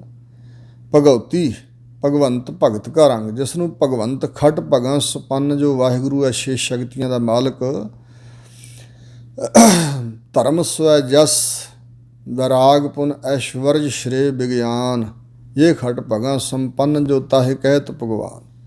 ਜੋ ਭਗਵਾਨ ਪਰਮਾਤਮਾ, ਉਹਦੀ ਭਗਤੀ ਦਾ ਰੰਗ ਜਿਸ ਦੇ ਹਿਰਦੇ ਚੜ੍ਹਿਆ ਹੋਇਆ। ਸੋ ਇਸੇ ਪ੍ਰਕਾਰ ਸਗਲ ਤਿਆਗੈ ਦੁਸ਼ਟ ਕਾ ਸੰਗ। ਜਿਹੜਾ ਦੁਸ਼ਟਾਂ ਦਾ ਸੰਗ ਕਰਨਾ ਸਾਰਿਆਂ ਦਾ, ਉਹ ਛੱਡ ਦਿੰਦਾ। ਸਾਰੇ ਜਿਹੜੇ ਦੁਸ਼ਟ ਨੇ ਉਹਨਾਂ ਦਾ ਸੰਗ ਸਾਥ ਕਰਨਾ, ਸੰਗਤ ਕਰਨੀ ਤਿਆਗ ਦਿੰਦਾ। ਮਨ ਤੇ ਬਿਨਸੈ ਸਗਲਾ ਭਰਮ। ਜਿਸ ਦੇ ਮਨ ਵਿੱਚੋਂ ਸਾਰਾ ਹੀ ਭਰਮ, ਭ੍ਰਾਂਤੀ, ਭੁਲੇਖਾ ਬਿਨਸ ਜਾਂਦਾ ਹੈ। ਕਰ ਪੂਜੈ ਸਗਲ ਪਾਰ ਬ੍ਰਹਮ। ਸਾਰਿਆਂ ਵਿੱਚ ਪਾਰ ਬ੍ਰਹਮ ਨੂੰ ਹੀ ਵਸਦਾ ਜਾਣ ਕੇ ਉਸੇ ਅਕਾਲ ਪੁਰਖ ਦੀ ਪੂਜਾ ਕਰਦਾ। ਇੱਥੇ ਨਾ ਸਮਝ ਲੈਣਾ ਵੀ ਸਾਰਿਆਂ ਜੀਆਂ ਨੂੰ ਬ੍ਰਹਮ ਪਾਰ ਬ੍ਰਹਮ ਜਾਣ ਕੇ ਸਭ ਨੂੰ ਪੂਜਦਾ ਨਹੀਂ। ਸਰੀਰਾਂ ਦੀ ਪੂਜਾ ਨਹੀਂ, ਸਗਲ ਪਾਰ ਬ੍ਰਹਮ, ਸਾਰਿਆਂ ਦੇ ਅੰਦਰ ਬਾਹਰ ਸਮਾਇਆ ਹੋਇਆ ਪਾਰ ਬ੍ਰਹਮ ਹੀ ਜਾਣ ਕੇ ਉਸ ਪਾਰ ਬ੍ਰਹਮ ਦੀ ਪੂਜਾ ਕਰਦਾ। ਸਾਧ ਸੰਗ ਪਾਪਾ ਮਲ ਧੋਵੈ। ਸਾਧ ਸੰਗ ਪਾਪਾ ਮਲ ਖੋਵੈ। ਸਾਧ ਸੰਗਤ ਕਰਦਾ ਹੋਇਆ, ਸ੍ਰੇਸ਼ਟ ਜਨਾਂ ਭਲੇ ਪੁਰਸ਼ਾਂ ਦੀ, ਗੁਰਮੁਖਾਂ ਦੀ ਸੰਗਤ ਕਰਦਾ ਹੋਇਆ, ਜੋ ਆਪਣੇ ਮਨ ਨੂੰ ਲੱਗੀ ਪਾਪਾਂ ਦੀ ਮੈਲ ਹੈ ਉਹ ਖੋਵੈ, ਨਾਸ਼ ਕਰ ਲੈਂਦਾ। ਤਿਸ ਭਗਉਤੀ ਕੀ ਮਤ ਊਤਮ ਹੋਵੈ। ਐਸੇ ਭਗਉਤੀ ਵਿਅਕਤੀ ਦੀ ਮਤ ਬੁੱਧੀ ਬਹੁਤ ਉੱਤਮ ਮਹਾਨ ਬਣ ਜਾਂਦੀ ਹੈ। ਭਗਵੰਤ ਕੀ ਟਹਿਲ ਕਰੈ ਨਿਤ ਨੀਤ। ਭਗਵੰਤ ਪਰਮਾਤਮਾ ਦੀ ਟਹਿਲ ਭਾਵ ਬੰਦਗੀ, ਸਿਮਰਨ, ਸੇਵਾ ਕਰਦਾ ਨਿਤ ਨਿਤ, ਰੋਜ਼ ਰੋਜ਼, ਹਮੇਸ਼ਾ ਹਮੇਸ਼ਾ। ਮਨ ਤਨ ਅਰਪੈ ਬਿਸ਼ਨ ਪ੍ਰੀਤ। ਮਨ ਤੇ ਤਨ ਦੋਵੇਂ ਵਾਹਿਗੁਰੂ ਦੀ ਪ੍ਰੀਤ ਨੂੰ ਹੀ ਅਰਪਣ ਹੋਏ ਨੇ। ਪਰਮਾਤਮਾ ਦੀ ਪ੍ਰੀਤ ਜੋ ਸਦਾ ਨਾਲ ਜਾਂਦੀ ਹੈ, ਸਦਾ ਨਾਲ ਨਿਭਦੀ ਹੈ। ਜਿਵੇਂ ਨਾਮਦੇਵ ਜੀ ਨੇ ਕਿਹਾ, ਮਾਰਵਾੜ ਜੈਸੇ ਨੀਰ ਬਾਲਹਾ ਬੇਲ ਬਾਲਹਾ ਕਰਹਲਾ ਜਿਉਂ ਕਰੰਕ ਨਿਸਨਾਦ ਬਾਲਹਾ ਤਿਉ ਮੇਰਾ ਮਨ ਰਮਈਆ। ਇਸ ਪ੍ਰਕਾਰ ਅਨੇਕਾਂ ਪ੍ਰਮਾਣ ਦਿੱਤੇ ਨੇ। ਮਨ ਤਨ ਅਰਪੈ ਬਿਸ਼ਨ ਪ੍ਰੀਤ ਹਰ ਕੇ ਚਰਨ ਹਿਰਦੈ ਵਸਾਵੈ। ਵਾਹਿਗੁਰੂ ਦੇ ਚਰਨਾਂ ਨੂੰ ਆਪਣੇ ਹਿਰਦੇ 'ਚ ਵਸਾ ਕੇ ਚੱਲਦਾ। ਨਾਨਕ ਐਸਾ ਭਗਉਤੀ ਭਗਵੰਤ ਕੋ ਪਾਵੈ। ਵਾਹਿਗੁਰੂ ਦੇ ਚਰਨ ਕੀ ਹਨ? ਪਰਮੇਸ਼ਰ ਦਾ ਨਾਮ ਹੀ ਵਾਹਿਗੁਰੂ ਦੇ ਚਰਨ ਹਨ। ਸੋ ਨਾਨਕ ਐਸਾ ਭਗਉਤੀ, ਹਜ਼ੂਰ ਗੁਰੂ ਅਰਜਨ ਦੇਵ ਜੀ ਕਹਿੰਦੇ ਐਸਾ ਜਿਹੜਾ ਭਗਤ ਹੈ ਨਾ ਵਾਹਿਗੁਰੂ ਦਾ, ਉਹ ਭਗਵੰਤ ਪਰਮਾਤਮਾ ਨੂੰ ਪ੍ਰਾਪਤ ਕਰ ਲੈਂਦਾ। ਜਿਹੜਾ ਇਸ ਮਾਰਗ 'ਤੇ ਚੱਲੇ, ਜਿਹੜਾ ਉਂਝ ਹੀ ਭਗਉਤੀਆ ਕਹਾਏ, ਉਹ ਫਿਰ ਨਹੀਂ ਤਰ ਸਕਦਾ। ਲਿਬਾਸ ਪਾਲੇ ਤੇ ਕਹੇ ਮੈਂ ਭਗਉਤੀ ਹਾਂ, ਭਗਉਤੀਆ ਹਾਂ, ਇਹ ਇੰਝ ਨਹੀਂ ਅਸੀਂ ਮੰਨਦੇ। ਇਹ ਗੁਣ ਜਿਹਦੇ ਅੰਦਰ ਆਉਣ, ਜਿਹਦੇ ਅੰਦਰ ਚਿੰਨ੍ਹ ਲੱਛਣੇ ਹੋਣ, ਨਿਸ਼ਾਨੀਆਂ, ਉਹ ਭਗਵੰਤ ਨੂੰ ਹੀ ਪ੍ਰਾਪਤ ਕਰ ਲੈਂਦਾ। ਸੋ ਪੰਡਤ ਜੋ ਮਨ ਪ੍ਰਬੁੱਧ ਹੈ। ਫਿਰ ਮਹਾਰਾਜ ਤੁਸੀਂ ਵਿਦਵਾਨ ਕਿਸ ਨੂੰ ਮੰਨਦੇ ਹੋ? ਪੰਡਤ, ਇਹ ਪੰਡਤ ਸ਼ਬਦ ਬਣਿਆ ਹੈ, ਪੰਡਾ ਨਾਮ ਬੁੱਧੀ ਦਾ ਹੈ ਅਤੇ ਤਤ ਨਾਮ ਸਿਧਾਂਤ ਦਾ ਹੈ। ਧਾਰਮਿਕ ਸਿੱਖਿਆ ਗ੍ਰੰਥ ਪੜ੍ਹ ਕੇ ਜਿਹਦੀ ਬੁੱਧ ਸਿਧਾਂਤ ਨੂੰ ਪਕੜ ਲਏ, ਗ੍ਰਹਿਣ ਕਰ ਲਏ ਵੀ ਇਹਦੇ 'ਚ ਸਿਧਾਂਤ ਕੀ ਹੈ, ਅਤੇ ਉਸ ਨੂੰ ਕਮਾਏ। ਸੋ ਜਿਵੇਂ ਬਚਨ, ਸੋ ਪੰਡਤ ਜੋ ਤਿਹਾਂ ਗੁਣਾ ਕੀ ਪੰਡ ਉਤਾਰੈ। ਮਾਇਆ ਦੇ ਤਿੰਨਾਂ ਪ੍ਰਭਾਵਾਂ, ਤਿੰਨਾਂ ਸੁਭਾਵਾਂ ਦੀ ਪੰਡ ਸਿਰ ਤੋਂ ਉਤਾਰ ਦਿੰਦਾ, ਉਹ ਪੰਡਤ ਆ। ਇੱਥੇ ਹਜ਼ੂਰ ਦੱਸ ਰਹੇ ਨੇ ਉਹ ਪੰਡਤ ਵਿਦਵਾਨ ਹੈ ਜੋ ਆਪਣੇ ਮਨ ਨੂੰ ਪ੍ਰਬੋਧਦਾ। ਪ੍ਰਬੋਧਣਾ ਹੁੰਦਾ ਸਮਝਾਉਣਾ, ਬੋਧ ਗਿਆਨ ਦਾ ਨਾਮ, ਪ੍ਰਬੋਧ ਪਰ ਵਿਸ਼ੇਸ਼ ਕਰਕੇ ਗਿਆਨ ਦੇਣਾ ਆਪਣੇ ਮਨ ਨੂੰ। ਸੋ ਇਸ ਪ੍ਰਕਾਰ ਪ੍ਰਥਮੈ ਮਨ ਪ੍ਰਬੋਧਾ ਆਪਣਾ ਪਾਸ਼ਾ ਅਵਰ ਰਿਝਾਵੈ। ਬਾਅਦ ਵਿੱਚ ਹੋਰਨਾਂ ਨੂੰ ਪ੍ਰਸੰਨ ਕਰਨ ਦਾ ਯਤਨ ਕਰੇ, ਪਹਿਲਾਂ ਆਪਣਾ ਮਨ ਸਮਝਾਏ। ਰਾਮ ਨਾਮ ਆਤਮ ਮਹਿ ਸੋਧ ਹੈ। ਜਿਹੜਾ ਰਾਮ ਦਾ ਨਾਮ ਹੈ ਆਪਣੇ ਆਤਮ ਮਨ ਦੇ ਅੰਦਰ ਜਿਹੜਾ ਸੋਧ ਹੈ, ਪੜਤਾਲਦਾ ਹੈ, ਵਿਚਾਰਦਾ, ਮੱਥਦਾ, ਰਿੜਕਦਾ ਹੈ। ਰਾਮ ਨਾਮ ਸਾਰ ਰਸ ਪੀਵੈ। ਰਮਿਆ ਹੋਇਆ ਰਾਮ ਪ੍ਰਮਾਤਮਾ ਉਹਦੇ ਨਾਮ ਦੇ ਸ੍ਰੇਸ਼ਟ ਰਸ ਨੂੰ ਜੋ ਪੀਂਦਾ ਹੈ, ਉਸ ਪੰਡਤ ਕਾ ਉਪਦੇਸ਼ ਜਗ ਜੀਵੈ। ਉਸ ਪੰਡਤ ਵੱਲੋਂ ਦਿੱਤੇ ਉਪਦੇਸ਼ ਦੁਆਰਾ ਜਗ ਜਮਾਨੇ ਦੇ ਜੀਵ, ਜਗ ਲੋਕ ਸੰਸਾਰ ਦੇ ਜੀਵ ਹੈ, ਜਿਉਂਦੇ ਜਾਗਦੇ ਜਾਂਦੇ, ਆਤਮਿਕ ਜੀਵਨ ਵਾਲਾ ਸੰਸਾਰ ਬਣ ਜਾਏਗਾ ਉਹਦੇ ਉਪਦੇਸ਼ ਦੁਆਰਾ। ਹਰ ਕੀ ਕਥਾ ਹਿਰਦਾ ਵਸਾਵੈ। ਵਾਹਿਗੁਰੂ ਜੀ ਦੀਆਂ ਗੱਲਾਂ, ਪਰਮਾਤਮਾ ਦੀ ਕਥਾ ਹਿਰਦੇ 'ਚ ਵਸਾਉਂਦਾ ਹੈ। ਸੋ ਪੰਡਤ ਫਿਰ ਜੋਨ ਨਾ ਆਵੇ ਨੇ ਵੀ ਹੋਰਨਾਂ ਨੂੰ ਤੇ ਕਥਾ ਸੁਣਾਏ ਵਾਹਿਗੁਰੂ ਦੀ, ਅਤੇ ਆਪਣੇ ਮਨ ਦੇ ਅੰਦਰ ਵਸਾਵੇ ਹੋਰ ਕੁਝ, ਹਿਰਦੇ 'ਚ ਹੋਰ ਕੁਝ ਵਸਾਈ ਜਾਏ। ਹਜ਼ੂਰ ਕਹਿੰਦੇ ਨੇ ਹਰੀ ਦੀ ਕਥਾ ਨੂੰ ਹਿਰਦੇ 'ਚ ਵਸਾਉਂਦਾ ਹੈ। ਸੋ ਪੰਡਤ ਫਿਰ ਜੂਨ ਨਾ ਆਵੇ। ਉਹ ਪੰਡਤ ਵਿਦਵਾਨ ਫਿਰ ਦੁਬਾਰਾ ਬੌੜੋ ਕਦੇ ਵੀ ਜੂਨਾਂ 'ਚ ਨਹੀਂ ਆਉਂਦਾ ਹੈ। ਗਰਭ ਜੋਨ ਵਿਸ਼ਟਾ ਕਾ ਵਾਸ, ਇਹ ਨਹੀਂ ਉਹਨੂੰ ਮਿਲਦਾ। ਵੇਦ ਪੁਰਾਣ ਸਿਮਰਤ ਬੂਝੈ ਮੂਲ। 4 ਵੇਦਾਂ, 18 ਪੁਰਾਣਾ ਅਤੇ 27 ਸਿਮਰਤੀਆਂ, ਸਭਨਾਂ ਦਾ ਜਿਹੜਾ ਮੂਲ ਮੁੱਢ ਰੂਪ ਹੈ ਨਾ ਪਰਮਾਤਮਾ ਦਾ ਨਾਮ, ਉਸ ਨੂੰ ਉਹ ਬੁੱਝਦਾ ਹੈ। ਸੂਖਮ ਮਹਿ ਜਾਣੈ ਸਥੂਲ। ਇਹ ਜਿਹੜਾ ਅਸਥੂਲ ਸੰਸਾਰ ਹੈ ਨਾ, ਸਥੂਲ ਮੋਟਾ ਭਾਵ ਦਿਸਦਾ, ਜਿਹੜਾ ਅਸਥੂਲ ਕਹਿੰਦੇ ਨੇ ਮੋਟੇ ਨੂੰ, ਵੱਡੇ ਨੂੰ, ਅਤੇ ਸੂਖਮ ਛੋਟਾ ਬਰੀਕ। ਜਿਹੜਾ ਸੂਖਮ ਰੂਪ ਵਿੱਚ ਪਰਮਾਤਮਾ ਹੈ ਨਾ ਸਾਰੇ ਸਮਾਇਆ ਹੋਇਆ, ਉਸ ਪਰਮਾਤਮਾ ਦੇ ਵਿੱਚ ਇਹ ਸੰਸਾਰ ਸਮਾਇਆ ਹੋਇਆ ਉਹ ਜਾਣਦਾ। ਸੂਖਮ ਮੈਂ ਜਾਣਿਆ ਸਥੂਲ। ਓਤ ਪੋਤ ਭਗਤ ਨੂੰ ਸੰਗਰਾਤਾ, ਜਿਵੇਂ ਵਚਨ ਹੈ, ਤਾਣਾ ਪੇਟਾ। ਸੂਖਮ ਦੇ ਵਿੱਚ ਅਸਥੂਲ ਆ, ਸਥੂਲ ਵਿੱਚ ਸੂਖਮ ਸਮਾਇਆ ਹੋਇਆ। ਚਹੁ ਵਰਨਾ ਕੋ ਦੇ ਉਪਦੇਸ਼। ਉਹ ਵਿਤਕਰਾ ਨਾ ਕਰੇ। ਬ੍ਰਾਹਮਣ, ਖੱਤਰੀ, ਵੈਸ਼, ਸ਼ੂਦਰ ਕੋਈ ਆਵੇ, ਸਭਨਾਂ ਦੇ ਤਾਈਂ ਵਾਹਿਗੁਰੂ ਦੇ ਸਿਮਰਨ ਦਾ, ਪਰਮਾਤਮਾ ਨਾਲ ਜੁੜਨ ਦਾ ਉਪਦੇਸ਼ ਦਿੰਦਾ ਹੈ। ਨਾਨਕ ਉਸ ਪੰਡਤ ਕੋ ਸਦਾ ਦੇ। ਹਜ਼ੂਰ ਗੁਰੂ ਅਰਜਨ ਦੇਵ ਜੀ ਫਰਮਾਉਂਦੇ ਨੇ ਉਸ ਪੰਡਤ ਵਿਦਵਾਨ ਨੂੰ ਸਦਾ ਵਾਸਤੇ ਸਾਡੇ ਵੱਲੋਂ ਨਮਸਕਾਰ ਹੈ, ਜਿਹੜਾ ਅਜਿਹਾ ਹੋਵੇ। ਬੀਜ ਮੰਤਰ ਸਰਬ ਕੋ ਗਿਆਨ। ਹੁਣ ਹਜ਼ੂਰ ਫਰਮਾਉਂਦੇ ਨੇ ਕਿ ਸਾਰਿਆਂ ਮੰਤਰਾਂ ਦਾ ਸ਼੍ਰੋਮਣੀ ਮੰਤਰ, ਬੀਜ ਮੰਤਰ ਪਰਮਾਤਮਾ ਦਾ ਜੋ ਨਾਮ ਹੈ, ਸਾਰਿਆਂ ਮੰਤਰਾਂ ਦਾ ਸ਼੍ਰੋਮਣੀ ਮੰਤਰ, ਬੀਜ ਮੰਤਰ ਵਾਹਿਗੁਰੂ ਹੈ, ਜਾਂ ਓਅੰਕਾਰ ਮੰਤਰ ਨੂੰ ਇੱਥੇ ਕਿਹਾ ਗਿਆ, ਜੋ ਸਭਨਾਂ ਦੇ ਤਾਈਂ ਗਿਆਨ ਦੇਣ ਵਾਲਾ ਹੈ। ਚਹੁ ਵਰਨਾ ਮੈਂ ਜਪੈ ਕਉ ਨਾਮ। ਬੀਜ ਮੰਤਰ ਦਾ ਮਤਲਬ ਸਾਰੇ ਮੰਤਰਾਂ ਦਾ ਬੀਜ ਮੂਲ ਮੁੱਢ ਰੂਪ ਹੈ ਪਰਮਾਤਮਾ ਦਾ ਨਾਮ। ਪਰਮਾਤਮਾ ਖੁਦ ਪਰਮਾਤਮਾ ਦਾ ਨਾਮ, ਉਹ ਸਭਨਾਂ ਤਾਈਂ ਗਿਆਨ ਦੇਣ ਵਾਲਾ। ਚੌ ਵਰਨਾ ਮੈਂ ਜਪੈ ਕਉ ਨਾਮ, ਕਿਉਂਕਿ ਚੌ ਵਰਨਾ ਵਿੱਚੋਂ ਕੋਈ ਵੀ ਜੇ ਨਾਮ ਜਪਦਾ ਤਾਂ ਉਸ ਨੂੰ ਗਿਆਨ ਦੀ ਪ੍ਰਾਪਤੀ ਹੁੰਦੀ। ਜੋ ਜੋ ਜਪੈ ਤਿਸ ਕੀ ਗਤ ਹੋਏ, ਮਤਲਬ ਚੌ ਵਰਨਾ ਵਿੱਚੋਂ ਕੋਈ ਵੀ ਵਿਅਕਤੀ ਜਪ ਕੇ ਵੇਖ ਲਵੇ, ਜੋ ਜੋ ਜਪਦਾ ਹੈ, ਜਿਹੜਾ ਜਿਹੜਾ ਜਪਦਾ ਉਸ ਦੀ ਗਤ ਉੱਚੀ ਆਤਮਿਕ ਅਵਸਥਾ ਹੋ ਜਾਂਦੀ, ਗਤ ਮੁਕਤੀ ਹੋ ਜਾਂਦੀ। ਸਾਧ ਸੰਗ ਪਾਵੈ ਜਨ ਕੋਏ, ਪਰ ਇਸ ਨਾਮ ਨੂੰ, ਵਾਹਿਗੁਰੂ ਦੇ ਨਾਮ ਦੇ ਮੰਤਰ ਨੂੰ ਸਾਧ ਸੰਗਤ ਵਿੱਚ ਮਿਲ ਕੇ ਕੋਈ ਵਿਰਲਾ ਜਨ ਪ੍ਰਾਪਤ ਕਰਦਾ ਹੈ। ਕਰ ਕਿਰਪਾ ਅੰਤਰ ਧਾਰੈ, ਵਾਹਿਗੁਰੂ ਕਿਰਪਾ ਕਰਕੇ ਜਿਸ ਦੇ ਹਿਰਦੇ ਦੇ ਅੰਦਰ ਧਾਰਾ ਟਿਕਾ ਦਿੰਦਾ ਆਪਣੇ ਨਾਮ ਨੂੰ, ਜਾਂ ਵਾਹਿਗੁਰੂ ਦੇ ਕਿਰਪਾ ਕਰਨ ਕਰਕੇ ਜਿਹੜਾ ਆਪਣੇ ਹਿਰਦੇ ਅੰਦਰ ਧਾਰ ਲੈਂਦਾ ਹੈ। ਪਾਸ ਪ੍ਰੇਤ ਮੁਗਧ ਪਾਥਰ ਕਉ ਤਾਰੈ, ਉਹ ਪਸ਼ੂਆਂ ਵਰਗੇ ਜਿਹੜੇ ਬੁੱਧੀ ਤੋਂ ਹੀਣੇ ਜੀਵ ਨੇ ਉਹਨਾਂ ਦੇ ਤਾਂ ਹੀ।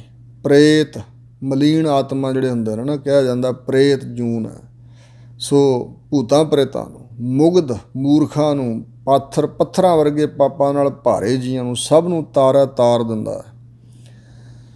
ਇਹ ਨਾਮ ਹੀ ਤਾਰਦਾ ਹੈ, ਜਿਹਦੇ ਹਿਰਦੇ ਅੰਦਰ ਪਰਮਾਤਮਾ ਟਿਕਾ ਦਿੰਦਾ। ਇਹ ਨਾਮ ਫਿਰ ਉਹਨਾਂ ਪਸ਼ੂਆਂ ਵਰਗਿਆਂ ਨੂੰ, ਭੂਤਾਂ ਪ੍ਰੇਤਾਂ ਵਰਗਿਆਂ ਨੂੰ, ਮੁਗਧ ਮੂਰਖਾਂ ਨੂੰ, ਪੱਥਰਾਂ ਵਰਗਿਆਂ ਨੂੰ ਤਾਰ ਦਿੰਦਾ। ਸਰਬ ਰੋਗ ਕਾ ਔਖਦ ਨਾਮ, ਸਾਰੇ ਜਿਹੜੇ ਜੀਆਂ ਨੂੰ ਰੋਗ ਚੰਬੜੇ ਹੋਏ ਨੇ, ਹਉਮੈ ਰੋਗ ਮਨੁਖ ਕੋ ਦੀਨਾਦਿਕ, ਇਹਨਾਂ ਸਾਰਿਆਂ ਰੋਗਾਂ ਦੀ ਔਸ਼ਧੀ, ਦਵਾਈ, ਰਸਾਇਣ ਰੂਪ ਪਰਮੇਸ਼ਰ ਦਾ ਨਾਮ ਹੈ, ਸਾਰੇ ਰੋਗਾਂ ਦਾ ਇਲਾਜ ਕਰਨ ਵਾਲਾ।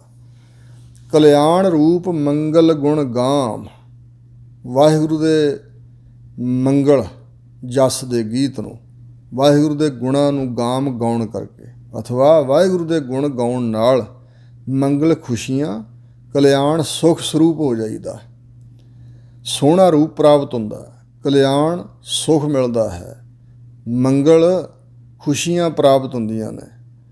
ਕਾਹੂ ਜੁਗਤ ਕਿਤੈ ਨਾ ਪਾਈਐ ਧਰਮ, ਮਹਾਰਾਜ ਕਹਿੰਦੇ ਨੇ ਜਿਹੜੇ ਹੋਰ ਧਰਮ ਦੇ ਕਾਰਜ ਨੇ ਨਾ, ਅਖੌਤੀ ਧਰਮ ਦੇ ਕਾਰਜ ਅਤੇ ਹੋਰ ਅਨੇਕਾਂ ਜੁਗਤੀਆਂ ਨਾਲ ਕਿਸੇ ਤਰ੍ਹਾਂ ਵੀ ਨਹੀਂ ਪ੍ਰਾਪਤ ਕੀਤਾ ਜਾਂਦਾ ਉਹ ਨਾਮ। ਨਾਨਕ ਤਿਸ ਮਿਲੈ ਜਿਸ ਲਿਖਿਆ ਧੁਰ ਕਰਮ, ਹਜ਼ੂਰ ਗੁਰੂ ਅਰਜਨ ਦੇਵ ਜੀ ਫਰਮਾਉਂਦੇ ਨੇ, ਇਹ ਉਸ ਵਿਅਕਤੀ ਨੂੰ ਮਿਲਦਾ ਹੈ ਜਿਸ ਦੇ ਮਸਤਕ 'ਤੇ ਧੁਰੋਂ ਹੀ ਕਰਮ ਬਖਸ਼ਿਸ਼ ਦਾ ਲੇਖ ਲਿਖਿਆ ਹੈ। ਧੁਰੋਂ ਹੀ ਵਾਹਿਗੁਰੂ ਦੀ ਬਖਸ਼ਿਸ਼ ਨਾਲ ਲਿਖਿਆ ਹੋਇਆ ਮਿਲਣਾ ਉਸ ਨੂੰ ਪ੍ਰਾਪਤ ਹੁੰਦਾ ਹੈ। ਜਿਸ ਕੈ ਮਨ ਪਾਰ ਬ੍ਰਹਮ ਕਾ ਨਿਵਾਸ, ਹੁਣ ਹਜ਼ੂਰ ਫਰਮਾਉਂਦੇ ਨੇ ਜਿਸ ਵਿਅਕਤੀ ਦੇ ਮਨ ਅੰਦਰ ਪਾਰ ਬ੍ਰਹਮ, ਮਾਇਆ ਤੋਂ ਪਰੇ ਬ੍ਰਹਮ ਸ਼ੁੱਧ ਸਰੂਪ ਜੋ ਵਾਹਿਗੁਰੂ ਹੈ, ਉਸ ਦਾ ਨਿਵਾਸ ਹੈ, ਭਾਵ ਵਾਹਿਗੁਰੂ ਦਾ ਪ੍ਰੇਮ ਨਾਮ ਜਿਹਦੇ ਹਿਰਦੇ 'ਚ, ਤਿਸ ਕਾ ਨਾਮ ਸਤ ਰਾਮਦਾਸ, ਉਸ ਵਿਅਕਤੀ ਦਾ ਨਾਮ ਸਤ ਨਿਸ਼ਚੈ ਕਰਕੇ ਰਾਮਦਾਸ ਹੈ। ਰਾਮ ਦਾ ਦਾਸ ਉਹ ਹੈ। ਆਤਮ ਰਾਮ ਤਿਸ ਨਦਰੀ ਆਇਆ, ਆਤਮ ਰਾਮ ਸਾਰਿਆਂ ਦਾ ਆਤਮਾ ਬਣ ਰਿਹਾ, ਉਸ ਪਰਮਾਤਮਾ ਦਾ ਰੂਪ ਹੀ ਹੈ ਸਾਰੀ ਆਤਮਾ ਸਾਰਿਆਂ ਜੀਆਂ ਦੇ ਅੰਦਰ, ਉਹਨੂੰ ਨਜ਼ਰੀ ਆ ਗਿਆ, ਜਿਹੜਾ ਸਾਰਿਆਂ ਦਾ ਆਤਮਾ ਰੂਪ ਹੈ ਨਾ, ਰਾਮ ਰਮਿਆ ਹੋਇਆ, ਉਸ ਦੇ ਤਾਈਂ ਐਸੀ ਦ੍ਰਿਸ਼ਟੀ ਪ੍ਰਾਪਤ ਹੋਈ ਹੈ ਨਜ਼ਰ, ਕਿ ਉਸ ਨਜ਼ਰ ਵਿੱਚ ਪਰਮਾਤਮਾ ਆ ਗਿਆ। ਯਾਨੀ ਮੁਕੰਮਲ ਤੌਰ 'ਤੇ ਅੰਤ ਨਹੀਂ ਵਾਹਿਗੁਰੂ ਦਾ, ਉਹਨੂੰ ਆਤਮਾ ਰੂਪ ਬਣਿਆ ਹੋਇਆ ਰਾਮ ਨਜ਼ਰ ਵਿੱਚ ਆ ਗਿਆ, ਜਾਣਕਾਰੀ ਹੋ ਗਈ, ਗਿਆਨ ਹੋ ਗਿਆ। ਦਾਸ ਦਸੰਤਨ ਭਾਏ ਤਨ ਪਾਇਆ, ਦਾਸ ਦਸੰਤਨ, ਦਾਸਾਂ ਦਾ ਦਾਸ ਬਣਨ ਦੀ ਜਿਹੜੀ ਭਾਵਨਾ, ਇਸ ਕਰਕੇ ਉਸਨੇ ਪ੍ਰਾਪਤ ਕੀਤਾ। ਸਦਾ ਨਿਕਟ ਨਿਕਟ ਹਰ ਜਾਨ, ਸਦਾ ਵਾਸਤੇ ਜੋ ਨੇੜੇ ਵਸਦਾ, ਸਦਾ ਨੇੜੇ ਤੋਂ ਨੇੜੇ ਹਰੀ ਨੂੰ ਜਾਣਨਾ, ਜਿਹੜਾ ਜਾਣ ਲੈਂਦਾ ਸੋ ਦਰਗਾਹ ਦਾਸ ਦਰਗਾਹ ਪ੍ਰਵਾਨ। ਐਸਾ ਜਿਹੜਾ ਦਾਸ ਹੈ ਨਾ ਵਾਹਿਗੁਰੂ ਦਾ, ਉਹ ਦਰਗਾਹ ਵਿੱਚ ਪ੍ਰਵਾਨ ਹੈ, ਯਾਨੀ ਸਫਲ ਹੋ ਕੇ ਗਿਆ। ਆਪਣੇ ਦਾਸ ਕੋ ਆਪ ਕਿਰਪਾ ਕਰੈ, ਆਪਣੇ ਦਾਸ ਦੇ ਤਾਂ ਹੀ ਆਪ ਵਾਹਿਗੁਰੂ ਆਪਣੀ ਕਿਰਪਾ ਕਰਦਾ। ਤਿਸ ਦਾਸ ਕੋ ਸਭ ਸੋਝੀ ਪਰੈ, ਉਸ ਦਾਸ ਦੇ ਤਾਂ ਹੀ ਸਾਰੀ ਸੋਝੀ ਪਰੈ ਪ੍ਰਾਪਤ ਹੋ ਜਾਂਦੀ ਹੈ, ਸੋਝੀ ਪੈ ਜਾਂਦੀ, ਭਾਵ ਹਿਰਦੇ 'ਚ ਸੋਝ ਗਿਆਨ ਪ੍ਰਾਪਤ ਹੋ ਜਾਂਦਾ।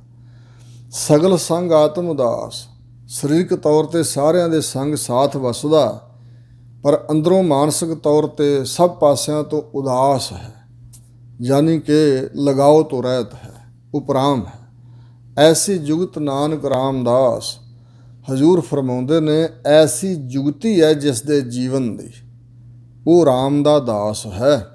ਕਿਉਂਕਿ ਰਾਮਦਾਸੀ ਇਹ ਕਹਾਉਂਦੇ ਨੇ, ਘੁੰਗਰ ਭਏ ਬਾਂਧ ਭਏ ਰਾਮਦਾਸਾ ਰੋਟੀਨ ਕਿਉ ਪਾਵਾ। ਇੱਕ ਜਮਾਤ ਹੈ ਹਿੰਦੁਸਤਾਨ 'ਚ, ਉਹ ਪੈਰਾਂ ਨਾਲ ਘੁੰਗਰੂ ਬੰਨ੍ਹ ਕੇ ਨੱਚਦੇ, ਕਹਿੰਦੇ ਅਸੀਂ ਰਾਮਦਾਸੀ ਹਾਂ, ਰਾਮਦਾਸ ਹਾਂ, ਰਾਮ ਦੇ ਦਾਸ ਹਾਂ। ਮਹਾਰਾਜ ਕਹਿੰਦੇ ਨਹੀਂ, ਇਹੋ ਜਿਹੀ ਜੁਗਤੀ ਜਿਨ੍ਹਾਂ ਦੇ ਪਾਸ ਹੈ ਨਾ, ਉਹ ਰਾਮ ਦੇ ਦਾਸ। ਪ੍ਰਭ ਕੀ ਆਗਿਆ ਆਤਮ ਹਿਤਾਵੈ, ਪ੍ਰਭੂ ਅਕਾਲ ਪੁਰਖ ਦੀ ਰਜਾ ਨੂੰ ਜਿਸ ਦੇ ਮਨ ਅੰਦਰ ਲਗਾਓ ਹੈ। ਪਰਮਾਤਮਾ ਦੀ ਰਜਾ, ਪਰਮਾਤਮਾ ਦਾ ਭਾਣਾ, ਪਰਮਾਤਮਾ ਦੀ ਆਗਿਆ ਜਿਸ ਦੇ ਮਨ ਨੂੰ ਚੰਗੀ ਲੱਗਦੀ। ਜੀਵਨ ਮੁਕਤ ਸੋ ਕਹਾਵੈ, ਜਿਉਂਦਾ ਹੀ ਮੁਕਤ ਹੋਇਆ। ਜੀਵਨ ਜਿਉਂਦਾ ਹੋਇਆ ਹੀ ਮੁਕਤ ਸੁਤੰਤਰ ਆਜ਼ਾਦ ਉਹੀ ਕਹਾਉਂਦਾ। ਭਾਵ ਕਹੀਦਾ ਹੈ, ਕਹਿਣਾ ਚਾਹੀਦਾ ਉਸ ਨੂੰ। ਜਿਵੇਂ ਬਚਨ ਹਨ ਨਾ, ਬੈਠਾ ਸੋਢੀ ਪਾਤਸ਼ਾਹ ਰਾਮਦਾਸ ਸਤਿਗੁਰੂ ਕਹਾਵੈ। ਕਿਸੇ ਪ੍ਰੇਮੀ ਨੇ ਪੁੱਛਿਆ ਸੀ ਕਿ ਉਹ ਰਾਮਦਾਸ ਸਤਿਗੁਰੂ ਕਹਾਉਂਦੇ ਸਨ ਆਪ ਯਤਨ ਕਰਕੇ। ਮੈਂ ਕਿਹਾ ਨਹੀਂ, ਸਤਿਗੁਰੂ ਮਹਾਰਾਜ ਦੇ ਗੁਣ ਐਡੇ ਨੇ, ਮਹਾਨਤਾ ਐਡੀ ਹੈ ਕਿ ਸਾਰੇ ਕਹਿੰਦੇ ਧੰਨ ਸਤਿਗੁਰੂ ਰਾਮਦਾਸ ਜੀ ਮਹਾਰਾਜ। ਇਸੇ ਤਰ੍ਹਾਂ ਇੱਥੇ ਕਹਿੰਦੇ ਨੇ ਭਾਈ ਉਹ ਅਸਲ ਵਿੱਚ ਜੀਵਨ ਮੁਕਤ ਮਹਾਤਮਾ ਕਹੀਦਾ ਹੈ, ਉਹਨੂੰ ਕਹਿਣਾ ਬਣਦਾ। ਤੈਸਾ ਹਰਖ ਤੈਸਾ ਉਹ ਸੋਗ, ਉਹੋ ਜਿਹੀ ਖੁਸ਼ੀ ਅਤੇ ਉਹੋ ਜਿਹਾ ਗਮ। ਕੋਈ ਜੰਮ ਪਏ ਅਤੇ ਲੋਕਾਂ ਨੂੰ ਖੁਸ਼ੀ ਹੋਵੇਗੀ, ਇਹ ਖੁਸ਼ੀ ਦਾ ਸਮਾਂ, ਪਰ ਉਹਦੇ 'ਤੇ ਕੋਈ ਅਸਰ ਨਹੀਂ। ਕੋਈ ਚੜ੍ਹਾਈ ਕਰ ਜਾਏ ਅਤੇ ਲੋਕਾਂ ਨੂੰ ਸੋਗ ਹੋਵੇਗਾ, ਹੋਰਨਾਂ ਨੂੰ, ਉਹਦੇ ਤਾਈਂ ਕੋਈ ਅਸਰ ਨਹੀਂ। ਫਿਰ ਉਸੇ ਅਵਸਥਾ ਵਿੱਚ ਖੁਸ਼ੀ ਅਤੇ ਗਮੀ 'ਚ ਇੱਕ ਰਸ ਅਵਸਥਾ ਹੈ। ਹਰਖ ਸੋਗ ਤੇ ਰਹਿ ਅਤੀਤਾ ਤਿੰਨ ਜਗ ਤਤ ਪਛਾਨਾ, ਸਦਾ ਆਨੰਦ ਤਹਿ ਨਹੀਂ ਵਿਯੋਗ। ਉੱਥੇ ਸਦਾ ਆਨੰਦ ਹੈ। ਵਿਯੋਗ ਦੁੱਖ ਅਤੇ ਵਿਯੋਗ ਵਿਛੋੜਾ, ਵਿਛੋੜਾ ਉੱਥੇ ਕੋਈ ਨਹੀਂ ਹੈ। ਪਰਮਾਤਮਾ ਨਾਲ ਤਾਂ ਮਿਲਾਪ ਹੋਇਆ ਹੋਇਆ ਅਤੇ ਬਾਕੀਆਂ ਦਾ ਵਿਛੋੜਾ ਉਸ 'ਤੇ ਅਸਰ ਪ੍ਰਭਾਵ ਨਹੀਂ ਪਾਉਂਦਾ। ਤੈਸਾ ਸਵਰਨ ਤੈਸੀ ਉਸ ਮਾਟੀ, ਉਹੋ ਜਿਹੇ ਸਵਰਨ ਸੋਨਾ ਅਤੇ ਉਹੋ ਜਿਹੀ ਉਹਦੇ ਲਈ ਮਿੱਟੀ ਹੈ। ਭਾਵ ਸੋਨਾ ਮਿੱਟੀ ਦੇ ਤੁੱਲ ਹੀ ਹੈ। ਤੈਸਾ ਅੰਮ੍ਰਿਤ ਤੈਸੀ ਬਿਖ ਖਾਟੀ, ਉਹੋ ਜਿਹਾ ਹੀ ਅੰਮ੍ਰਿਤ ਹੈ, ਮਿੱਠਾ ਪਦਾਰਥ ਕੋਈ, ਅਤੇ ਖੱਟੀ ਬਿਖ ਜਿਹੜੀ ਜ਼ਹਿਰ ਹੈ ਉਹ ਕੌੜੀ ਦੀ ਹੈ ਨਾ, ਮਤਲਬ ਕੌੜੀ, ਖੱਟੀ ਤੋਂ ਅਰਥ ਹੈ ਇੱਥੇ ਕੌੜੀ। ਉਹੋ ਜਿਹੀ ਜ਼ਹਿਰ ਕੌੜੀ ਜਿਹੜੀ ਉਹ ਉਸੇ ਤਰ੍ਹਾਂ ਦੀ ਹੈ। ਅੰਮ੍ਰਿਤ ਅਤੇ ਜ਼ਹਿਰ ਕੌੜੀ ਬਰਾਬਰ ਹੀ ਹਨ ਉਹਦੇ ਵਾਸਤੇ। ਮਤਲਬ ਅੰਮ੍ਰਿਤ ਰੂਪ ਦੁੱਖ ਸੁੱਖ ਹੈ ਅਤੇ ਜਿਹੜਾ ਦੁੱਖ ਹੈ ਇਹ ਕੌੜਾ ਲੱਗਦਾ ਸਾਨੂੰ, ਇਹ ਬਰਾਬਰ ਹੀ ਹਨ। ਤੈਸਾ ਮਾਨ ਤੈਸਾ ਅਭਿਮਾਨ, ਜੇ ਉਹਦੇ ਨਾਲ ਕੋਈ ਮਾਣ ਵਾਲਾ ਵਰਤਾਓ ਕਰੇ, ਆਦਰ ਦੇਣ ਵਾਲਾ, ਅਤੇ ਉਹ ਉਸੇ ਤਰ੍ਹਾਂ ਹੀ ਹੈ। ਤੈਸਾ ਅਭਿਮਾਨ, ਅਤੇ ਇਸੇ ਤਰ੍ਹਾਂ ਕੋਈ ਹੰਕਾਰ ਵਾਲਾ ਵਰਤਾਓ ਉਹਦੇ ਨਾਲ ਕਰੇ ਅਤੇ ਉਹਦਾ ਵੀ ਉਸ 'ਤੇ ਕੋਈ ਅਸਰ ਨਹੀਂ ਹੈ। ਕੋਈ ਆਕੜ ਫਾਕੜ ਕਰੇ ਉਹਦੇ ਨਾਲ ਅਤੇ ਉੱਤੇ ਕੋਈ ਅਸਰ ਨਹੀਂ। ਕੋਈ ਆਦਰ ਕਰੇ, ਉਹਦਾ ਮਾਣ ਕਰੇ, ਸਤਿਕਾਰ ਕਰੇ, ਅਤੇ ਫਿਰ ਵੀ ਉਹ ਫੁੱਲਦਾ ਨਹੀਂ ਹੈ। ਤੈਸਾ ਰੰਕ ਤੈਸਾ ਰਾਜਾਨ, ਉਹਦੀ ਦ੍ਰਿਸ਼ਟੀ 'ਚ ਉਹੋ ਜਿਹਾ ਰੰਕ ਕੰਗਾਲ ਅਤੇ ਉਹੋ ਜਿਹਾ ਰਾਜਾ। ਜੋ ਵਰਤਾਏ ਸਾਈ ਜੁਗਤ, ਜੋ ਪਰਮਾਤਮਾ ਵਰਤਾਉਂਦਾ ਹੈ ਉਹੀ ਜੁਗਤੀ ਉਹਨੂੰ ਚੰਗੀ ਲੱਗਦੀ। ਨਾਨਕ ਉਹ ਪੁਰਖ ਕਹੀ ਹੈ ਜੀਵਨ ਮੁਕਤ। ਸਤਿਗੁਰੂ ਅਰਜਨ ਦੇਵ ਮਹਾਰਾਜ ਕਹਿੰਦੇ ਉਸ ਪੁਰਖ ਨੂੰ ਜੀਵਨ ਮੁਕਤ ਕਹੀਦਾ ਹੈ। ਜੀਵਨ ਮੁਕਤ ਸਚਾਵਾ ਚੋਲਾ, ਭਾਈ ਗੁਰਦਾਸ ਨੇ ਕਿਹਾ। ਜਿਉਂਦਾ ਹੀ ਮੁਕਤ ਹੈ, ਮੁਕਤੀ ਵਾਲੀ ਅਵਸਥਾ 'ਚ ਵਿਚਰ ਰਿਹਾ। ਪਾਰ ਬ੍ਰਹਮ ਕੇ ਸਗਲੇ ਠਾਹ, ਸਾਰੇ ਜਿਹੜੇ ਅਸਥਾਨ ਹਨ, ਹਿਰਦਿਆਂ ਰੂਪੀ, ਸਰੀਰਾਂ ਰੂਪੀ, ਘਰ-ਬਾਰ, ਜਿੰਨੇ ਵੀ ਸਥਾਨ ਪਰਮਾਤਮਾ ਦੇ ਹਨ। ਜਿਤ ਜਿਤ ਘਰ ਰਾਖਿਆ ਤੈਸਾ ਤਿਨ ਨਾਉ, ਜਿਸ ਜਿਸ ਘਰ ਵਿੱਚ, ਜਿਸ ਜਿਸ ਸਰੀਰ ਵਿੱਚ ਪਰਮਾਤਮਾ ਰੱਖਦਾ, ਜਿਸ ਜਿਸ ਹਿਰਦੇ ਜੀਵ ਨੂੰ ਰੱਖਦਾ, ਤੈਸਾ ਤਿਨ ਨਾਉ, ਉਹੋ ਜਿਹਾ ਨਾਮ ਉਹਨਾਂ ਦਾ ਪੈ ਜਾਂਦਾ। ਜੈਸੇ ਜੈਸੇ ਸਰੀਰਾਂ ਰੂਪੀ ਘਰਾਂ 'ਚ ਪਰਮਾਤਮਾ ਰੱਖਦਾ ਜੀਆਂ ਨੂੰ, ਉਹੋ ਜਿਹਾ ਨਾਮ ਉਹਨਾਂ ਦਾ ਪੈ ਜਾਂਦਾ। ਆਪੇ ਕਰਨ ਕਰਾਵਨ ਜੋਗ, ਆਪ ਹੀ ਕਰਨ ਵਾਲਾ ਪਰਮਾਤਮਾ ਰਚਨਾ ਸੰਸਾਰ ਦੀ ਅਤੇ ਜੀਆਂ ਤੋਂ ਕਰਾਉਣ ਦੇ ਯੋਗ ਸਮਰੱਥ ਵੀ ਪਰਮਾਤਮਾ ਹੀ ਹੈ। ਪ੍ਰਭ ਭਾਵੈ ਸੋਈ ਫੁਨ ਹੋ, ਜੋ ਪ੍ਰਭੂ ਨੂੰ ਭਾਉਂਦਾ ਫੁਨ ਫਿਰ ਬੌੜੋ, ਉਹੀ ਹੋਗ ਹੁੰਦਾ, ਹੋਗ ਹੋਵੇਗਾ। ਜੋ ਪ੍ਰਭੂ ਨੂੰ ਭਾਉਂਦਾ ਉਹੀ ਹੋਵੇਗਾ, ਆਪਣੇ ਆਪ ਕੁਛ ਨਹੀਂ ਹੁੰਦਾ। ਪਸਰਿਓ ਆਪ ਹੋਏ ਅਨੰਤ ਤਰੰਗ, ਜਿਵੇਂ ਸਮੁੰਦਰ 'ਚ ਹਵਾ ਚੱਲਣ 'ਤੇ ਅਨੇਕਾਂ ਲਹਿਰਾਂ ਪੈਦਾ ਹੁੰਦੀਆਂ, ਇਸੇ ਤਰ੍ਹਾਂ ਇਹ ਜੀਆਂ ਰੂਪੀ ਤਰੰਗਾਂ ਜਿਹੜੀਆਂ ਹਨ, ਅਨੰਤ ਅਨੰਤ, ਜਿਨ੍ਹਾਂ ਦਾ ਅੰਤ ਹੀ ਨਹੀਂ। ਪਰਮਾਤਮਾ ਅਨੰਤ ਤਰੰਗਾਂ ਹੋ ਕੇ ਆਪ ਹੀ ਪਸਰਿਆ ਹੋਇਆ ਸਾਰੀ ਜਿਹੜੀ ਕੁਦਰਤ ਹੈ। ਲਖੇ ਨਾ ਜਾਹੇ ਪਾਰ ਬ੍ਰਹਮ ਕੇ ਰੰਗ, ਪਰਮਾਤਮਾ ਅਕਾਲ ਪੁਰਖ ਦੇ ਜੋ ਰੰਗ ਕੌਤਕ ਹਨ ਇਹ ਲਖੇ ਨਹੀਂ ਜਾਂਦੇ। ਤੁਮਰਾ ਲਖਾ ਨਾ ਜਾਏ ਪਸਾਰਾ, ਕਿਹ ਬਿਦ ਸਜਾ ਪ੍ਰਥਮ ਸੰਸਾਰਾ। ਜੈਸੀ ਮਤ ਦੇ ਤੈਸਾ ਪ੍ਰਗਾਸ, ਜਿਹੋ ਜੀ ਮਤ ਅਕਲ ਬੁੱਧ ਪਰਮਾਤਮਾ ਬਖਸ਼ਦਾ ਹੈ ਉਹੋ ਜਿਹਾ ਜੀਵ ਦੇ ਅੰਦਰ ਪ੍ਰਕਾਸ਼ ਚਾਨਣ ਹੁੰਦਾ। ਪਾਰ ਬ੍ਰਹਮ ਕਰਤਾ ਅਬਿਨਾਸ਼, ਪਾਰ ਬ੍ਰਹਮ ਜੋ ਪਰੇ ਹੈ ਪਾਪਾਂ ਪੁੰਨਾਂ ਤੋਂ, ਸ਼ੁੱਧ ਸਰੂਪ ਕਰਤਾ, ਸ੍ਰਿਸ਼ਟੀ ਨੂੰ ਰਚਣ ਵਾਲਾ, ਉਹ ਅਬਿਨਾਸ਼ ਹੈ, ਉਹਦਾ ਕਦੇ ਵਿਨਾਸ਼ ਨਹੀਂ ਹੁੰਦਾ। ਸਦਾ ਸਦਾ ਸਦਾ ਦਇਆਲ, ਪਰ ਉਹ ਵਾਹਿਗੁਰੂ ਹਮੇਸ਼ਾ ਹਮੇਸ਼ਾ ਪਿੱਛੇ ਵੀ, ਹੁਣ ਵੀ, ਆਉਣ ਵਾਲੇ ਸਮੇਂ 'ਚ ਵੀ ਦਇਆ ਦਾ ਘਰ ਹੀ ਹੈ, ਦਇਆਲੂ ਕਿਰਪਾਲੂ ਹੈ। ਸਿਮਰ ਸਿਮਰ ਨਾਨਕ ਭਏ ਨਿਹਾਲ। ਹਜ਼ੂਰ ਗੁਰੂ ਅਰਜਨ ਦੇਵ ਜੀ ਫਰਮਾਉਂਦੇ ਨੇ ਬਈ ਜਿਨ੍ਹਾਂ ਨੇ ਸਿਮਰਿਆ ਪ੍ਰਮਾਤਮਾ ਨੂੰ ਉਹ ਸਿਮਰਦੇ ਸਿਮਰਦੇ ਨਿਹਾਲ ਹੋ ਗਏ। ਹਾਲ ਨਾਮ ਫਾਰਸੀ ਵਿੱਚ ਦੁੱਖ ਦਾ ਹੈ, ਨਿਹਾਲ ਦੁੱਖਾਂ ਤੋਂ ਰਹਿਤ ਅਵਸਥਾ, ਨਿਹਾਲ ਹੋ ਗਏ। ਪਿੱਛੇ ਵੀ ਜਿਨ੍ਹਾਂ ਸਿਮਰਿਆ ਸੀ ਉਹ, ਹੁਣ ਵੀ ਜਿਨ੍ਹਾਂ ਸਿਮਰਿਆ ਉਹ, ਅੱਗੇ ਨੂੰ ਵੀ ਜੋ ਸਿਮਰਨਗੇ, ਉਸ ਪ੍ਰਮਾਤਮਾ ਦੇ ਨਾਮ ਦੇ ਸਿਮਰਨ ਨੂੰ ਸਿਮਰਦੇ ਸਿਮਰਦੇ ਨਿਹਾਲ ਹੋ ਗਏ ਜੀਵ। ਐਸਾ ਉਹ ਵਾਹਿਗੁਰੂ ਹੈ, ਵਾਹਿਗੁਰੂ ਅਕਾਲ ਪੁਰਖ ਪਰਮਾਤਮਾ। ਇੱਥੋਂ ਤੱਕ ਕੁੱਲ 9 ਅਸ਼ਟਪਦੀਆਂ ਹੋਈਆਂ ਹਨ। ਸਤਿਗੁਰੂ ਮਹਾਰਾਜ ਅਤੇ ਗੁਰੂ ਕੀ ਸੰਗਤ ਨੇ ਹੋਈਆਂ ਭੁੱਲਾਂ ਚੁੱਕਾਂ ਖਿਮਾ ਕਰਨੀਆਂ ਅੱਗੇ ਵਾਸਤੇ ਸਮਤ ਬਖਸ਼ਣੀ। ਵਾਹਿਗੁਰੂ ਜੀ ਕਾ ਖਾਲਸਾ, ਵਾਹਿਗੁਰੂ ਜੀ ਕੀ ਫਤਿਹ।